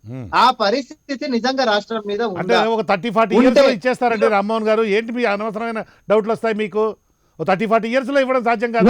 నేనేమంటున్నా, వాస్తవంగా అసంభవమైనటువంటి ఈ ఏవైతే ప్రమాణాలు కేసీఆర్ గారు చేస్తా ఉన్నారో దాని గురించే పిసిసి రేవంత్ రెడ్డి గారు ఒక్కసారి హుజూరాబాద్ ఎన్నికలు అయిపోయిన తర్వాత దళిత బంధుని అటకెక్కిస్తాడు, ఈ పథకాన్ని ముందుకు నడిపించడానికి బాటంగానే చెప్తున్నాం. మేము ఓపెన్ గానే చెప్తున్నాం. ఇలా శశపిషలు ఏం లేవు. Thank you very much. Thank you. ఒక చిన్న విషయం, కాంట్రాక్ట్ ఉద్యోగులకు సంబంధించి అంట వాళ్ళని రెగ్యులరైజ్ చేస్తానంట కోర్టుకు పోయి ఆపిరంట. ఇది చాలా తక్కువ మాట, చాలా అబద్ధపు మాట. మీరు తెలుసుకొని మాట్లాడాలి నరేష్ గారు, ఎందుకంటే మీకు అవగాహన లేదనుకుంటా. కాంట్రాక్ట్ వాళ్ళని రెగ్యులరైజ్ చేయాలనంటే రెగ్యులరైజ్ చేసే పరిస్థితిలో ఈ రోజు జిహెచ్ఎంసీ లేదు అని చెప్పి అఫిడవిట్ హైకోర్టుకి ఇచ్చినటువంటి వాస్తవాన్ని నేను ఒకసారి గుర్తు చేస్తా ఉన్నా మీకు. ప్రభుత్వం మా చేతిలో మేము మోసే దమ్ము మాకు లేదు, ఆర్థిక స్తోమత ఈ రోజు మున్సిపల్ కార్పొరేషన్ లో లేదని చెప్పి మీరు అఫిడవిట్ వేసిర్రు. నేను మళ్ళా చెప్తా ఉన్నా మీకు, ఇది అవాస్తవం. ఈ రోజు కాంట్రాక్ట్ ఉద్యోగులను రెగ్యులరైజ్ చేసే పరిస్థితులలో ఈ రాష్ట్ర ప్రభుత్వం లేదు. Okay, thank you Rammohan. We're running out of time. Deepak, but make it for short, 1.5 minutes. As Rammohan Reddy గారు ఒక మాట చెప్పారు, మన ఈటెల రాజేందర్ గారికి బీజేపీలో ఎటువంటి రోల్ లేదు అని అంటున్నాడు. బికాస్ ఆయన వేరే హుజూరాబాద్ ఎన్నిక సంబంధించి భారతీయ జనతా పార్టీతో ఏం రోల్ లేదు అని అంటున్నారు. అదే గనక ఉంటే రేవంత్ రెడ్డి గారికి కూడా ఏం రోల్ లేదని యాక్సెప్ట్ చేయండి మరి కాంగ్రెస్ పార్టీ తోటి. ఎందుకంటే ఆయన కూడా పక్క పార్టీ నుంచి వచ్చాడు కదా, మీ పార్టీ నుంచి లేడు కదా. లేదా తేడా ఉందిగా. వేరే పార్టీ నుంచి వచ్చిందా లేదా మరి యాక్సెప్ట్ చేయమని చెప్పారు. అది కూడా ఇంకో మాట చెప్తాను. I was very clear. Bharatiya Janata Party is not against the Dalit Bandhu. ఈ పథకానికి ఆయన చెప్తున్నాడు. ఆయన అగేన్స్ట్ ఉన్నారు. ఎప్పుడు కూడా 10 లక్షలు ఎట్లు ఇస్తున్నారు, మేము 10 లక్షలు ఎట్లు ఇస్తున్నారు అడగట్లేదు. మేము ఏమంటున్నాము అంటే ఈ యొక్క పథకము ఓన్లీ దళితులకు ఎందుకు, why not to BCs, why not to నేను అదే క్వశ్చన్ అడుగుతాను. ఇంకో నేను అడిగేది ఏంటి అంటే ఎవరికైతే ప్రభుత్వ ఉద్యోగం ఉన్నది అటువంటి దళితులకు ఎట్లు ఇస్తున్నారు మీరు? డెఫినెట్ గా అడగాల్సి వస్తుంది. ఎందుకంటే రాష్ట్రంలో ఎంతో మంది దళితులు ఉన్నారు, వాళ్ళకి అసలు చాలా నిరుపేదలు ఉన్నారు. ఇచ్చేటప్పుడు అదంతా కదా గైడ్ లైన్స్ లేకుండా ఎట్లు ఇస్తున్నారు అని చెప్పేసి మేము క్వశ్చన్ మార్క్ చేస్తున్నాం. గైడ్ లైన్స్ లేకుండా ఎట్లు ఇస్తున్నారు? ఏంటి గైడ్ లైన్స్? మీరు ఫాలో అయ్యే గైడ్ లైన్స్ ఏందని అడుగుతున్నాం. హైకోర్టు అడిగింది కదా. అదే ఓకే, భారతీయ జనతా పార్టీ తరఫున మేము అడుగుతున్నాం. దళిత బంధు నుంచి దళిత బంధుకు అగేన్స్ట్ ఉన్నాము అన్న విధంగా నరేటివ్ మన సామ రామ్మోహన్ గారు ఒకటి పాస్ చేస్తారు. భారతీయ జనతా పార్టీ అట్లా ఆలోచిస్తుందని అది తప్పు brother. We're not against the Dalit Bandhu, but we're asking the time ఎక్కడి నుంచి స్టార్ట్ అవుతుంది, ఏ టైం కి సందర్భాన్ని మేము ప్రశ్నిస్తాం. ఎక్కడి నుంచి తెచ్చిస్తావు? Okay, thank you. We run out of time. Thank you very much mister Deepak. Thank you Rammohan Reddy garu, Paparao garu. Thank you very much. And Naresh, thank you very much brother. ఇది ఈరోజు స్ట్రైట్ టాక్ చర్చా కార్యక్రమం. చూస్తూనే ఉండండి Prime 9. Thank you.